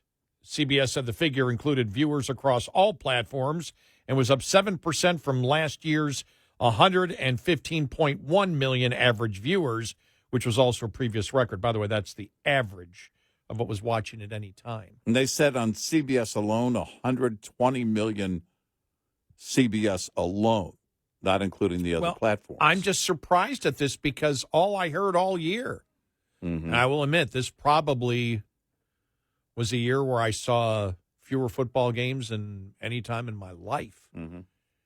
But still, all I heard, my buddies, everybody watching, it's rigged, it's rigged, it's rigged. It's clearly rigged now. It's rigged. The NFL is rigged. This is proof. And all these people that have been telling me it was rigged, I went through. I remember all my friends, and so we're and acquaintances, and we're talking at least 20 or 30. So it may be anecdotal. But every single one of them watched the Super Bowl. Every one of them was complaining that the NFL was rigged. And at the end of it, every said, one of them brought you know it what they up. said? Aha, told you. See? And Taylor Swift and they owns the entire league. And I talked about this yesterday, and I said everybody's becoming I've seen the show occasionally now. It's on, I don't even know, sometime during the day, and I caught it the other day. And it just everybody's becoming Ted Danson's character, Becker. Just angry about everything all the time, but they want more anger. Give me more drama. Give me more anger. I want to be able to scream that it's rigged even more and more and more, but I'm still going to keep watching it. And I hate Taylor Swift and the fact that she's out there, and it's just driving me crazy. And I'll continue to scream and yell every day as I continue to watch it over and over and over again. If you think it's rigged, don't watch. Yeah, or you might consider getting new friends. Me? Well, I don't see him. I mean, I only communicate with them on social media. I don't see anybody anymore. Come on, this is 2024. I don't actually visit human beings. I'd be blocking people. It's all virtual. I think people need the confirmation that it's rigged. The kind of people that say everything is rigged are the ones that will look and go, "Say, I told you it's rigged," and watch the Super Bowl and say, "That's proof that it's rigged. The Chiefs won. See, they weren't favored to win." Even Kelsey was angry during the game and knew they weren't going to win, but somehow Taylor Swift made it happen. I mean, it really is. I mean, if I were going to do the X-Files today, it would be a comedy. I mean, there were some funny moments. I would have the same players. I would have Gillian Anderson and David Duchovny, but it would be a comedy. I mean, there would be a lot of comedy. It may not be 100%, but a lot of comedy because it would be that would be on have to be a part of it. And those are the things where you could just, I mean, seriously, in today's world, name your own rabbit hole. It is just, or create one if one's not there. Name your own rabbit hole. I like that. Go to YouTube, or maybe not. Go to YouTube and then just type in Chupacabra. Right? Yes. Or strange sea creature, right? And then all of a sudden you get into that part of YouTube. I don't know what the dark web is. They keep talking about it. Mm-hmm. But I don't actually know what that is. And by the way, don't email me because it probably won't get through our firewall. Don't try to explain because I don't care. But I do know that when you get into that part of YouTube and all of a sudden the algorithm floats all the Bigfoot videos, all the UFO videos, everything. Well, all that would have to be a part of it. I think there is with some individuals, there is that need to have that and say, it's not real, it's rigged, it couldn't possibly happen this way. You and I have seen that over and over again. Well, it can't possibly be that bad. It can't possibly be this. It must be rigged. It's, No, it's that bad. That's it. It is that bad. And teams are that bad. And sometimes teams play horribly when they get right to the very end. You're a Bills fan. You know all about this. I really didn't need that because I am not including Is it myself. rigged? I am not including myself as those people that are always angry. I'm only angry 5 hours a night. For a living. I had a great listener that wrote us. I'm only angry if I get paid. Yeah, it's funny. After yesterday's show, we were talking about the people, and you brought up the people that were angry that we don't have they were angry that we don't have a national holiday for the Monday after the Super Bowl. And Jason, truck driver, listens to us, loves the show, and wrote to me during the day yesterday and said, "Well, maybe you guys are kind of playing into it because, you guys are angry." And I said, "Yeah, well, we are angry. But we want every Monday off." And Jason's just so great, a great correspondence with him and having some fun with that. But I really do believe there are, I don't believe it. I know it. You observe people that just kind of have to categorize it because they can't. It's not that they can't comprehend it. I think it's just for them, it's easier to just dismiss it and say, it's rigged, right? Mm-hmm. It's almost the populist thing. By the way, what's interesting is populists are sometimes right?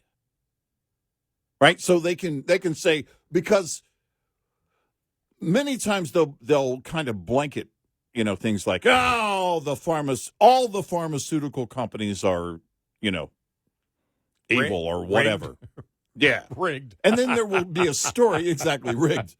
And then there will be a story that will come out where a pharmaceutical company or maybe a person in a pharmaceutical company did something wrong. Aha! Told you. It's like, well, yeah, but that didn't brand all the pharmaceutical companies or all the oil companies, whatever it is. They kind of love to just throw the entire thing at the wall and say, it's all rigged. Yeah, but most Americans, when you look at it, actually have great confidence in the pharmaceutical industry. If we didn't, it wouldn't be what it is. Right. You know how I know that? Mm-hmm. I picked up my prescriptions yesterday. No, I mean, that's what I was going to say. That's my whole point. It wouldn't be what it is. If we didn't have confidence in it, it wouldn't exist. We wouldn't be think about that. You drive through a window, or at least in my case, it's a drive-through window. You say, hey, I got some things to pick up. They put it in a pill bottle and say, here, go put this in your mouth every day. And I do it. That's trust. We trust it as a nation. And some people won't. There are some people that say, no, I don't want to take pills. I don't want to, Tom Cruise, as a part of his belief system, we learned about that. And, he won't take certain things and all that. But in terms of that kind of populism, by the way, there are plenty of people that say, that will say something like that, but still, just like watching football, might say, the pharmaceuticals, it's all a ripoff, and blah, blah, blah, blah, blah, and they'll also actively participate. Mm-hmm. Well, I guess that's the part of it. I mean, with the whole thing that if I truly thought the NFL was rigged, right? I wouldn't watch. But it does bring you another example because a lot of it is on the referees' calls and there's a lot of thing of whether the referees should be better trained and or whatever. There are tons of flaws. But when it happens so quick, a lot of those calls, when you see it in real time, you're like, I don't know. Right. Then they slow it down, one frame at a second. You're like, okay, that one toe is, I think, on the line. Dez caught it. That was a thing with Cowboys fans. Oh, yeah, I remember that. Yeah, by the way, whole thing. What's a catch and what is not a catch. I know that Dez caught it, and I didn't even see the play. But I think I think it's another great example, though, of there is a demand in our society from the private sector for almost perfection. Yeah. We demand. Oh, no. In the private sector, we demand. Has to be right. We demand integrity. Yep. We want transparency. Yep. We absolutely demand it.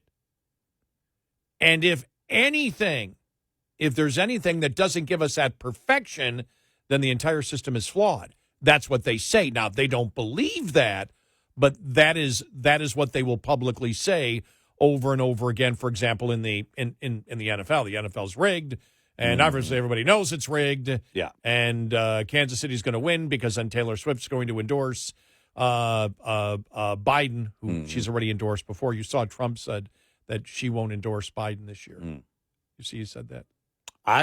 You said that at a rally. It's interesting. At the South Carolina rally. I don't know how he would know that, but yeah.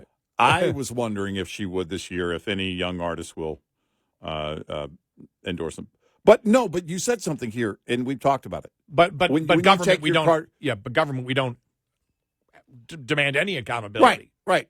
It's just all, well, if it works for my, my interest, then I'll help with that narrative. And it shouldn't be that way, but private sector stuff, we've talked about that. If you're an electrician, had an electrician, very great electrician, by the way, working in my house Saturday. And he goes through to test a couple of things to make sure everything's good before he heads out. A couple of things weren't. And he went back and he goes, I think I know what it is. And he knew right away. He went to it and he goes, okay, it's exactly what I thought it was. Boom, got it done, signed, sealed, delivered, closes everything up, and we're good.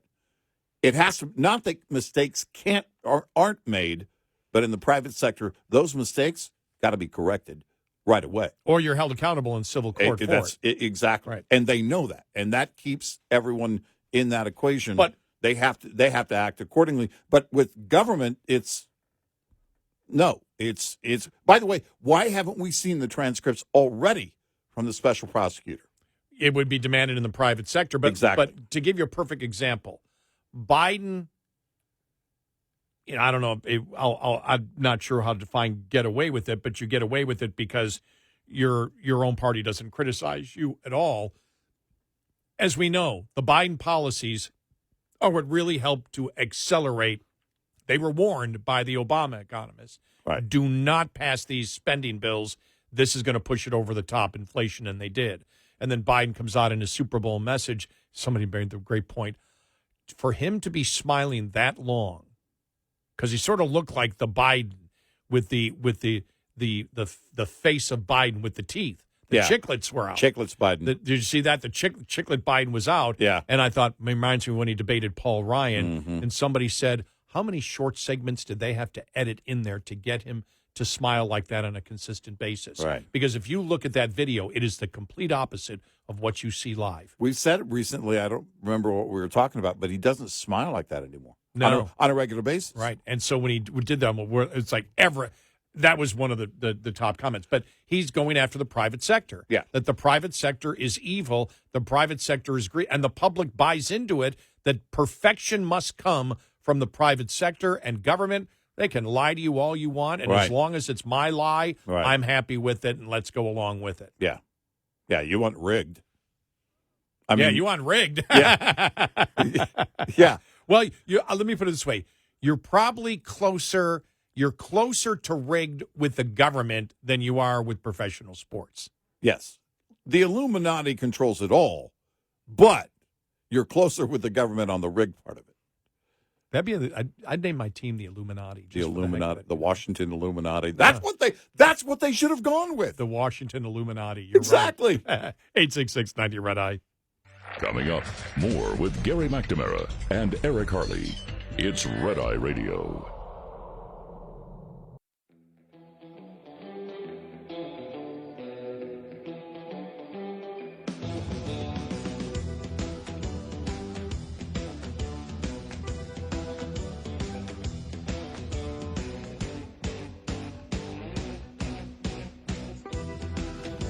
It's Red Eye Radio. He's Eric Harley, and I'm Gary McNamara. Coming up here on the show, the Fonnie Willis debacle in Georgia. I mean, seriously. And you didn't even, every time a story comes out on her, it's like, okay, is this true or not? Is there any credibility to it? And what's her response?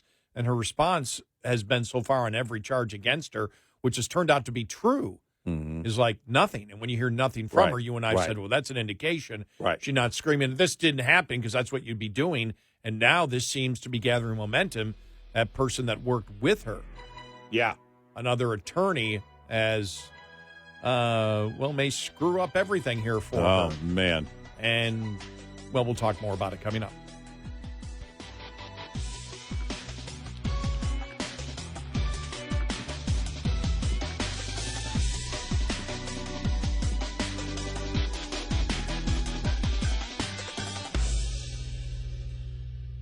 This is Red Eye Radio on Westwood One.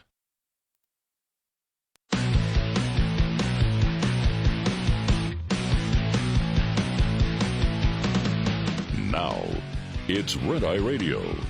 Gary McNamara and Eric Harley talk about everything from politics to social issues and news of the day.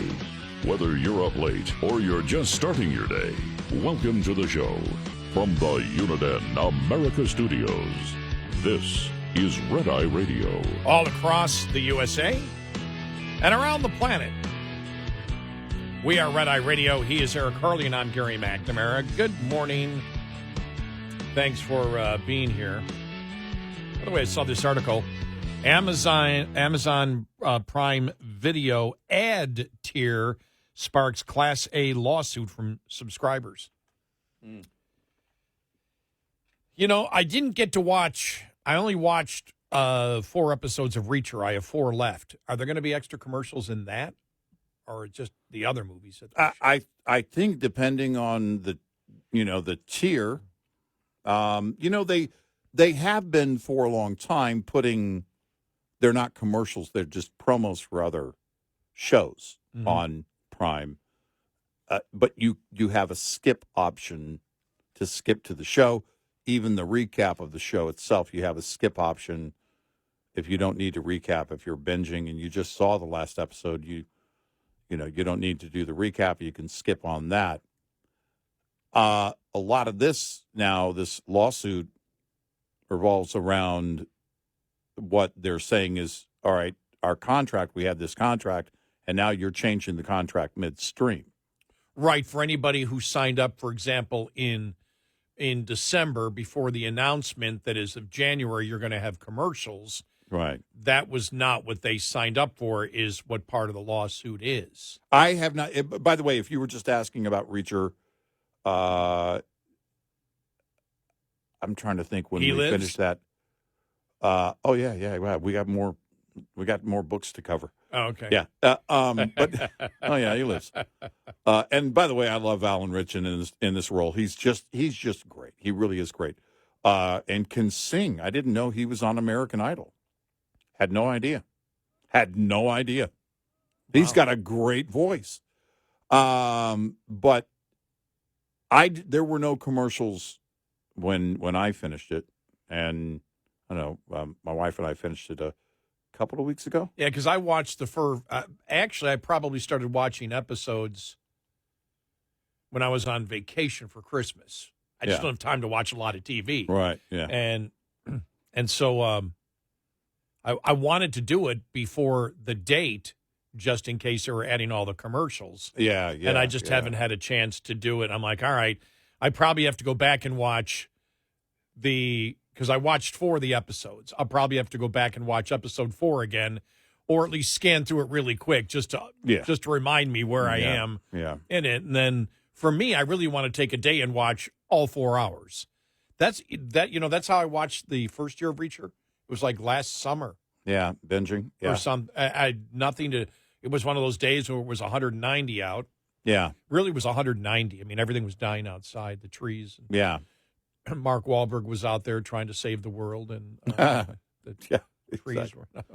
And I'll never forget. So I don't know. It was like 4 in the afternoon. Mm-hmm. I went, "What's this?" And I started watching it. I watched it all the way up till midnight. Yeah.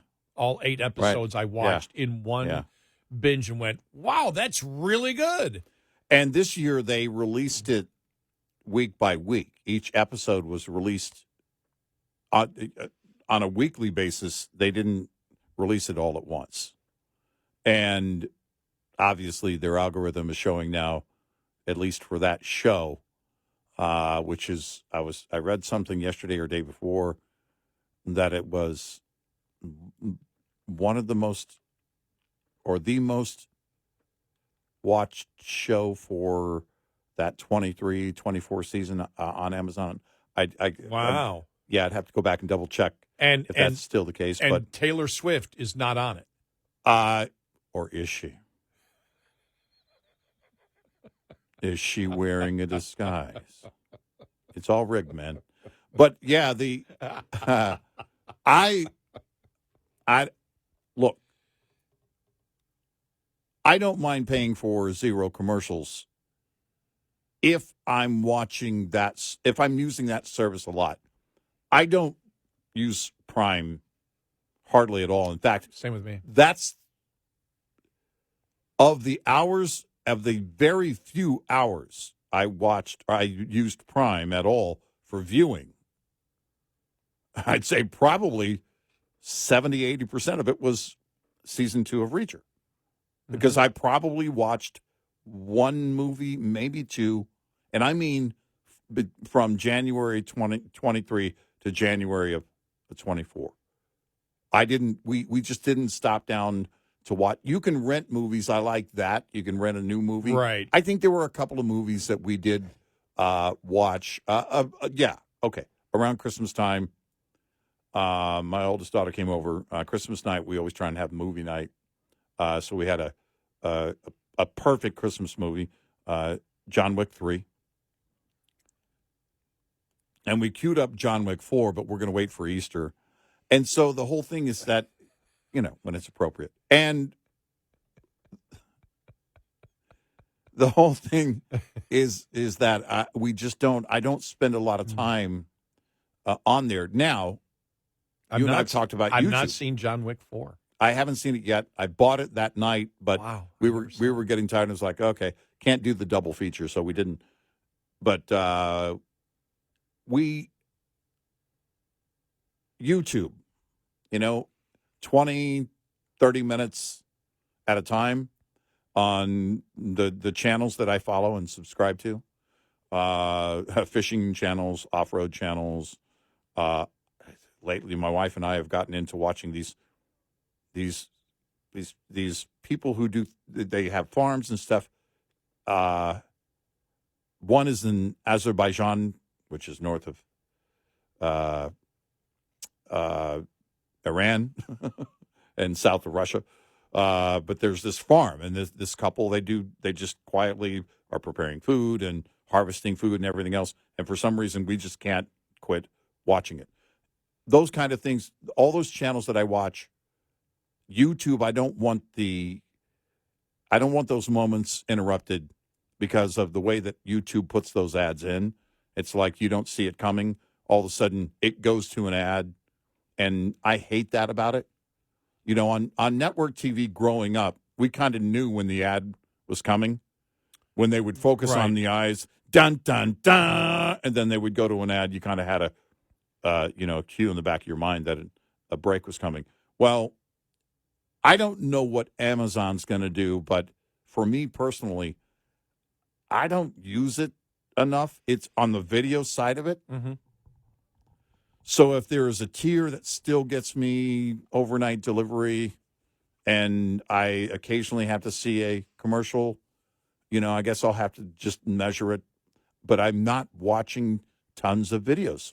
Well, and you and I have talked about that because I can't believe I actually pay not to get commercials from YouTube. I mean, if you would have asked me a couple of years ago, exactly, I would have told you no. But what I find out, for example, when I wake up in the morning, grab the coffee, and I immediately go to YouTube to see what the highlights are that are, again, the algorithm selects them for me, and a ton of stuff comes up from political websites, which are all audio cuts. Right. Like if Congress has something going on, a lot of times, if there's somebody is testifying for 8 hours, there's no way I can catch all the 8 hours.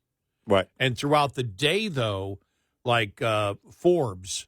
Actually, Forbes is great on the fly. Isn't Forbes great? Oh, because, man, Forbes Breaking News is a great follow. Especially when it comes to things, like speeches and things going on in Congress.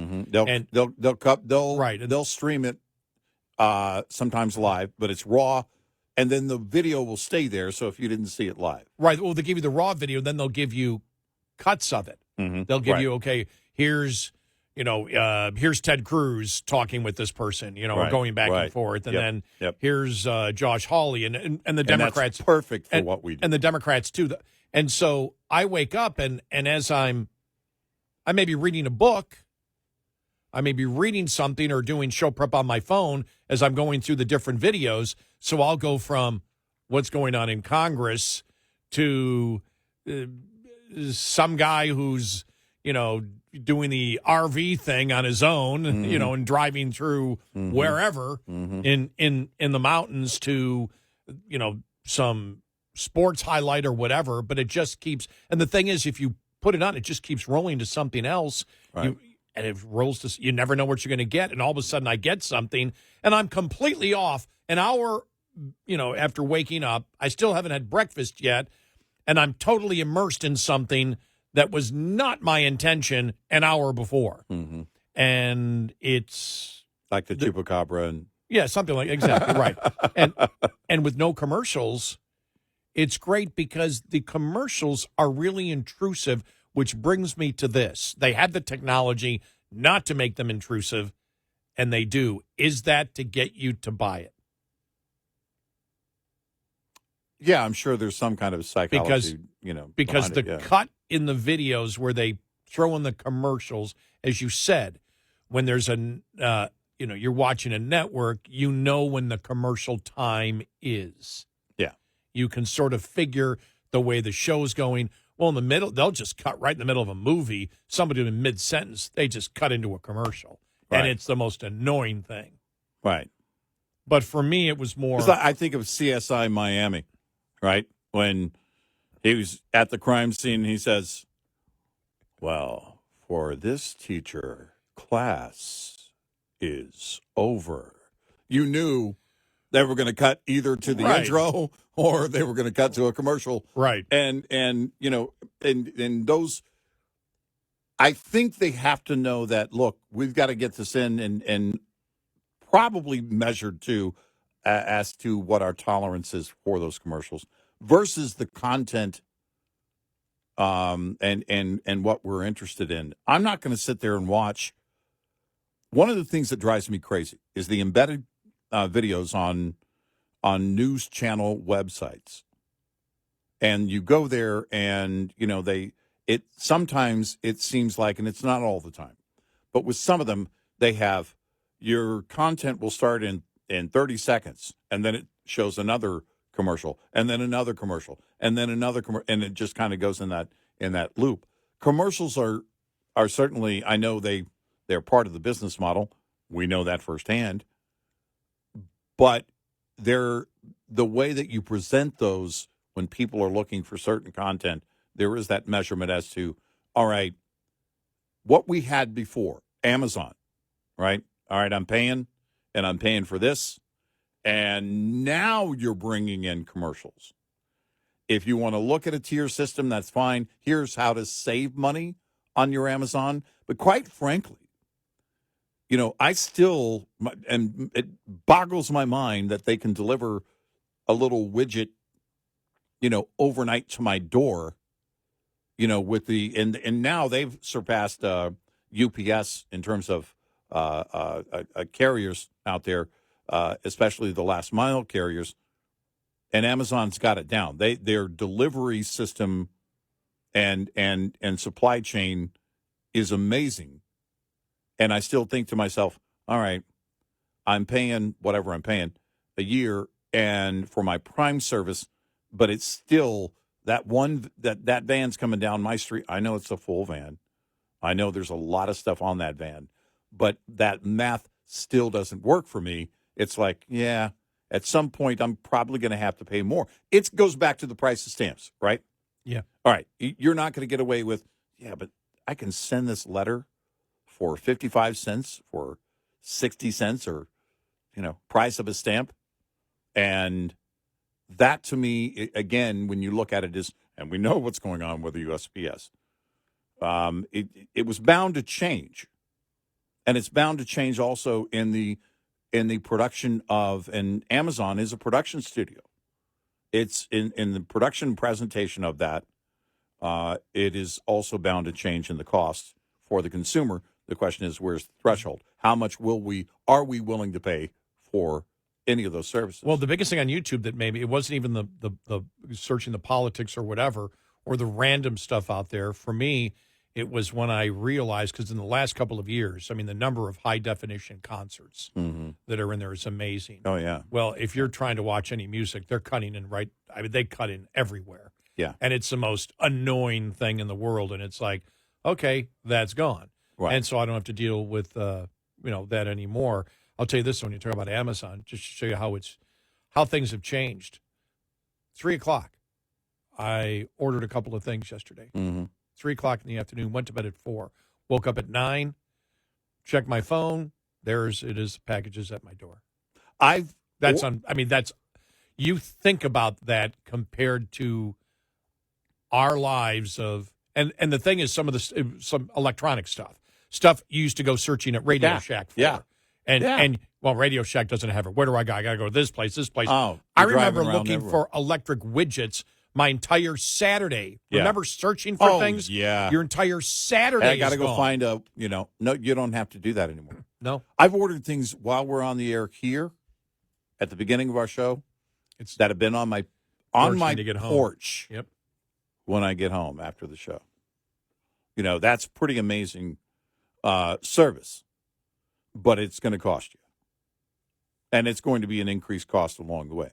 And the question is, all right, How badly do I need it to be there by that time? And also, how much am I willing to pay for that? And what is it video now? and everything else. Is it 129 now? 139, something like that? I think something like that. Yeah, somewhere around there. And you know, we know how much shipping is expensive. Yeah, right. But when you say to yourself, when you grew up, again, now if you didn't grow up, if you're not, nobody's as old as I am. Allow 4 to 6 weeks for delivery. Right, well, you're right. Allow 4 to 6 weeks 4 to 6 weeks delivery, and the fact of taking your entire day to find something. Somebody who's in their 20s and 30s, they've never had to do that. No, it's never been. So they're used to it. It's normal. Plus reviews and everything else, comparisons and all that, Yeah. right there. Yep. Yeah. No, that's light years from where we were. 866-90 Red Eye. Brought to you by Hot Shot Secret. Hi, I'm Jen Loomis, a transport safety expert at JJ Keller, and I'm here to share a tip on speed and space management. Due to safety concerns, many motor carriers have policies that limit or prohibit the use of cruise control. If your motor carrier does allow you to use cruise control, you should only use it in good driving conditions during daylight hours and on roads that have light traffic, few curves or hills, and a consistent speed limit. Never use cruise control when operating in adverse driving conditions, including wet, icy, or slippery roads, during rush hour in heavy traffic or on congested highways, at night, or when you're tired or fatigued. During all of these driving scenarios, you want to be controlling and adjusting your speed as you drive instead of having to suddenly brake if you encounter an obstacle. In the case of a slippery road surface, you want to be able to slow your vehicle by not accelerating instead of using the brakes whenever possible. This tip was brought to you by JJ Keller and Associates. Visit us at jjkeller.com. Lines open for your calls. 866-90 Red Eye on Red Eye Radio.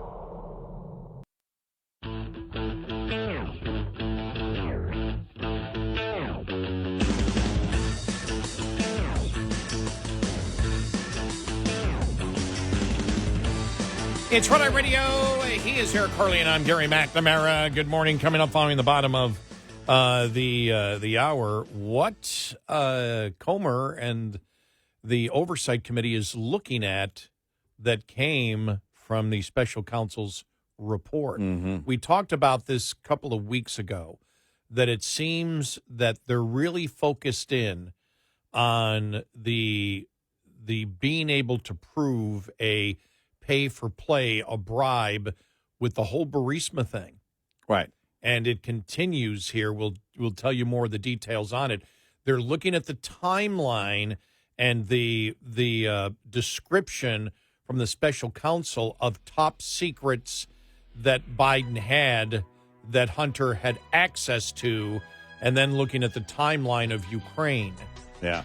We'll get to that and more, plus Trump seeking the Supreme Court immunity ruling. That more on the way.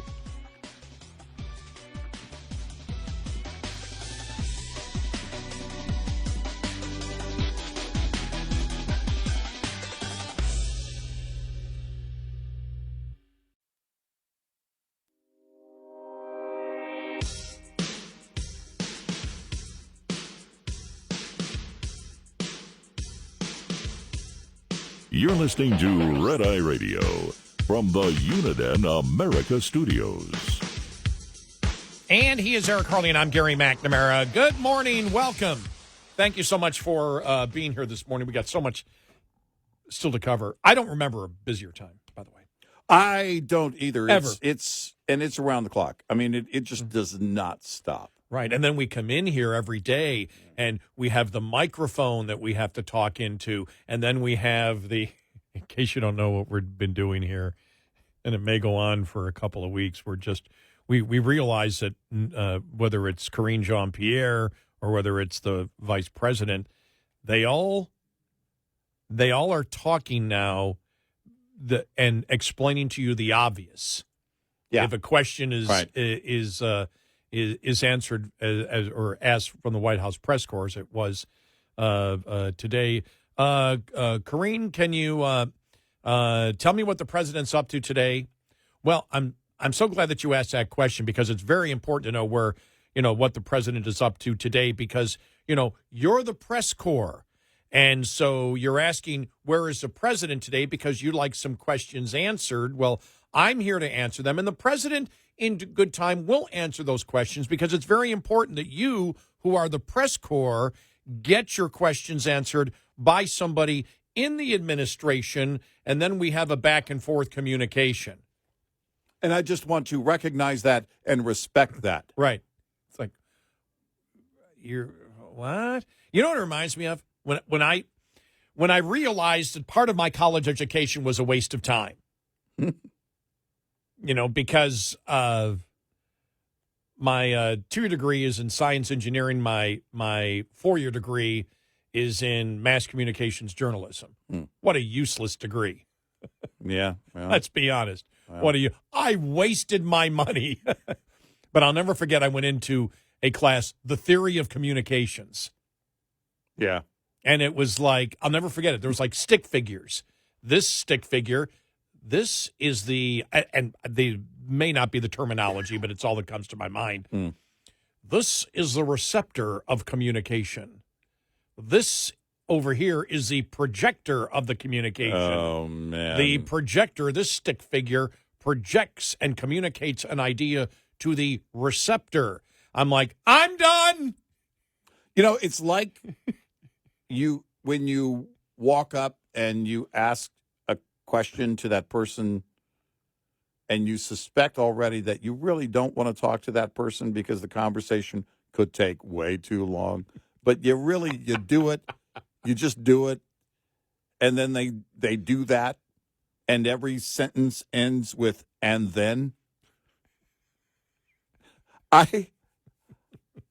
That's what it feels like watching all of this play out every day. It's like that person you really don't want to talk to. Just I'll pay you to not talk anymore, to just not say anything. If I could just leave here. Interesting point, though.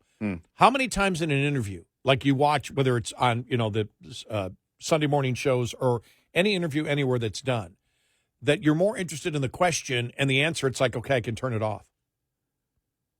Yeah, that happens. That's a great observation. It happens to me. I'll go, well, that's a really good question.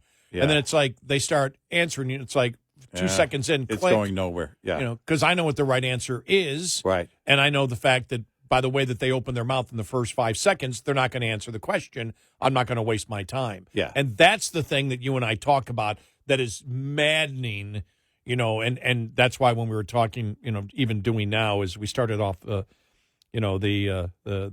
show talking about this administration, which is now starting when you ask them a question, then they go into stating the obvious. Right. Well, I'm so glad that you asked that question because you're part of the White House press corps, and that's what you do. You ask questions to somebody like me, and then I respond to you so you have an understanding that I know what the setup is. Answer the damn question. Right. I recognize your frustration, and I certainly want to respect your frustration. So just to reiterate, I do want to establish that it is Tuesday, and just like on every other day, Tuesday is one of those days where we will answer your questions because the American public, we know, is interested in the answer to this question, which is, and I am, and don't, hold on, Peter, I'm getting to it.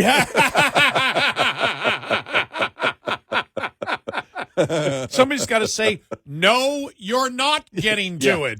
Yeah. Let me finish, Peter. No, that's it. It's not even talking in circles. It's like some kind of weird AI that nobody is interested in. Well, and that's why I seriously asked the question this morning. Once we put that tie in and realized, oh my gosh, the vice president does exactly what Karine Jean-Pierre does. They state now she's not answering a question; she just states the obvious. Yeah. In her speeches, and that's why you and I asked. We said, is she reading the teleprompter? Is the teleprompter saying that? Right. Or is she going off script? Because when she goes into that... Or is she writing her own script? Or is she writing her own script, yeah. But, which is on the teleprompter, yeah. But we notice that she gives speeches the same way Karine Jean-Pierre answers questions, which is stating the obvious, not answering the question, but stating the obvious of what presently is happening right now, Right. which has nothing to do with the question that you have. Right. By stating, well, thank you, Peter. I'm so glad you asked that question. We've been so clear on this for weeks, and we know how important it is for the American people to hear you ask those questions and then hear me respond, because when I respond to you, then the American public can get a greater understanding about what the president, Peter, hang on. let me I finish, haven't Peter. answered the question yet. And so that's why we're here. Well, you never answered my question. Right. Yes, I did. I Next. did. Would you like me to repeat it? No. No. But it is. It's beyond stalling. I have to think Yeah. it's a drinking game internally. I have Well- to think that some of the staffers in the White House Communications Department is in there behind the scenes with shot glasses watching this all play out, and they're really drunk by the end. But I've never seen this before. Hmm. In covering of politics, if I have, in the media for over 40 years now, Mm-hmm. and even paying attention for longer than that. But being in the media, I've never seen this, and then I've never seen what I discovered yesterday when I went, "Oh my gosh, they're both doing the exact same." I mean, it was out there. I just didn't put it two and two together that they're both using the same technique of when she speaks, she just speaks about the obvious, the vice president does, and Karine Jean-Pierre does exactly the same, Right. which is just state the obvious of the present situation that you're in, which doesn't answer the question or never communicates any type of thought. And that's why we played, the impersonator of the new one of who does the impression of the vice president, and then Karine Jean-Pierre, and then we played an audio cut, one of the legendary ones that she's making no sense at all, the vice president. Mm-hmm. But what they're doing is they're stating the obvious situation that everybody is in. We're not answering your question. We're just stating what's happening right now. I'm here on the stage, and I'm talking to you, and you're dressed in a suit, and you're dressed in a sport coat.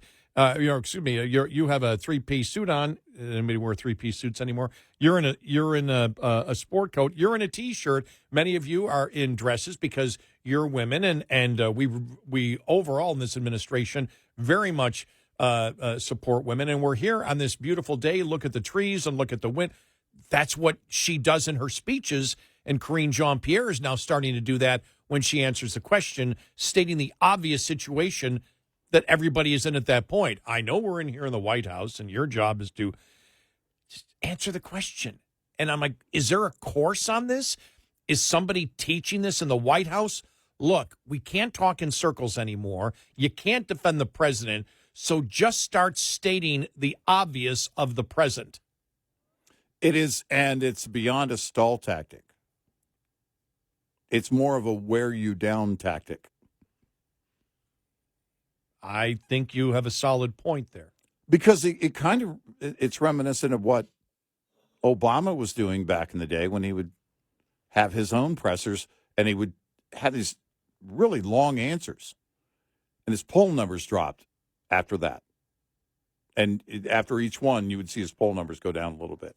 It's like, you can't keep doing that. By the way, we're the ones that advised him not to do that. And they quit having pressers for several months. And then we said on the air, and this is all true, you can't go on forever without having pressers. And the next day they announced he was going to have one. Yeah. But that's what he would do. He would go down. He had these enormously long answers. Karine Jean-Pierre will not answer a question, and you say, well, you didn't answer my question. Yes, I did. No, you didn't, Karine. No, don't you be didn't. rude. It's time for me. Right. Then they'll throw the don't be Yeah. rude at you. Right. When the most rude thing is when somebody asks you a question and your job is to give them an answer because you claim you're there to be transparent with the American people, and you make it clear you're mocking the process. Right. By not actually answering the question, Right. and then you dare to call somebody rude because they're getting frustrated, and I think that's the wearing down part. We'll wear them Right, down, right. and then when they get angry Yeah. at us, we'll call them rude, and that's how we stay on our high horse. We'll play the victim. You know, Yeah, and that's exactly. it. I think that's. I mean, I really think that's it.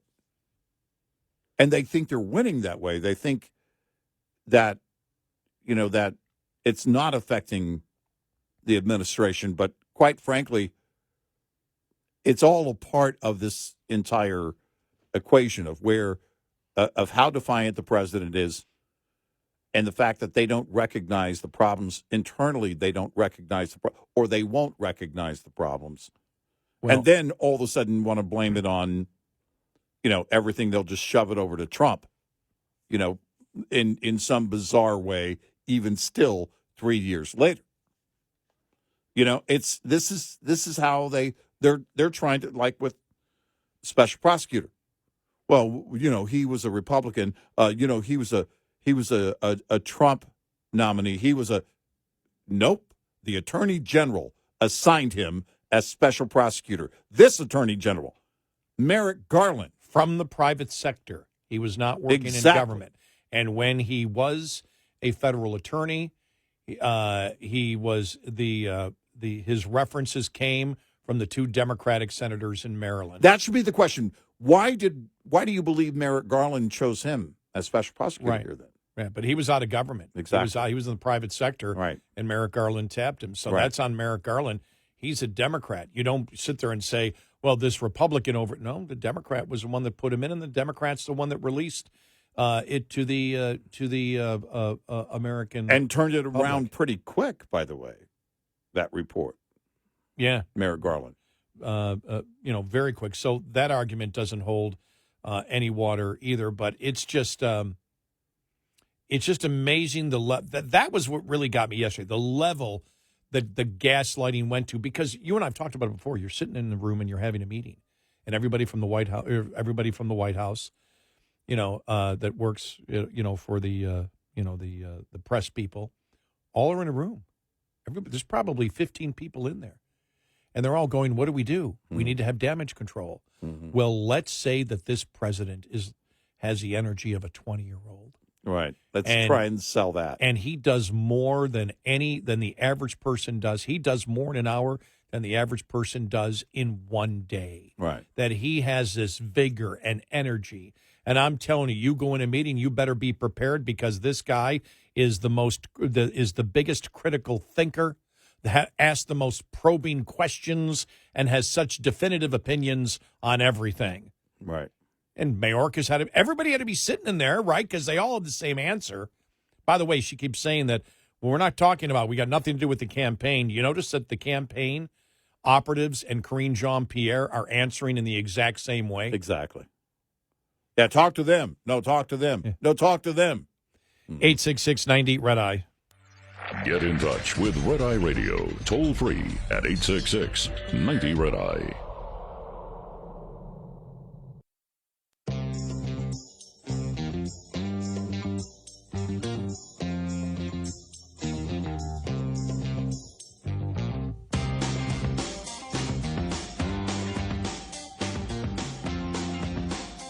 It's Red Eye Radio. He's Eric Carly, and I'm Gary McNamara. Coming up, Trump asks the Supreme Court for more time to appeal the immunity ruling. It's going to be interesting because I'm not exactly sure I'm still not exactly sure what the Trump side wants from the Supreme Court from all the ruling that I've seen today. Naturally, to delay everything and let it go through the normal process of it. But there's 2 separate points there. There's the point that Trump made that was wrong, that his lawyers made, that he has immunity from anything as president, to the incorrect decision from the court, which was you don't even have immunity from things you do as official duties.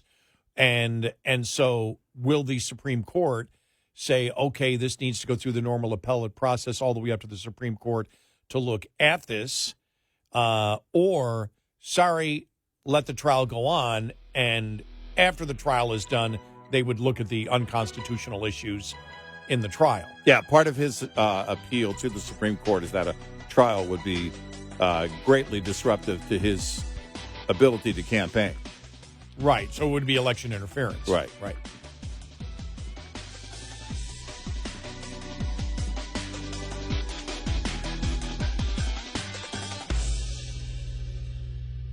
This is Red Eye Radio. on Westwood One.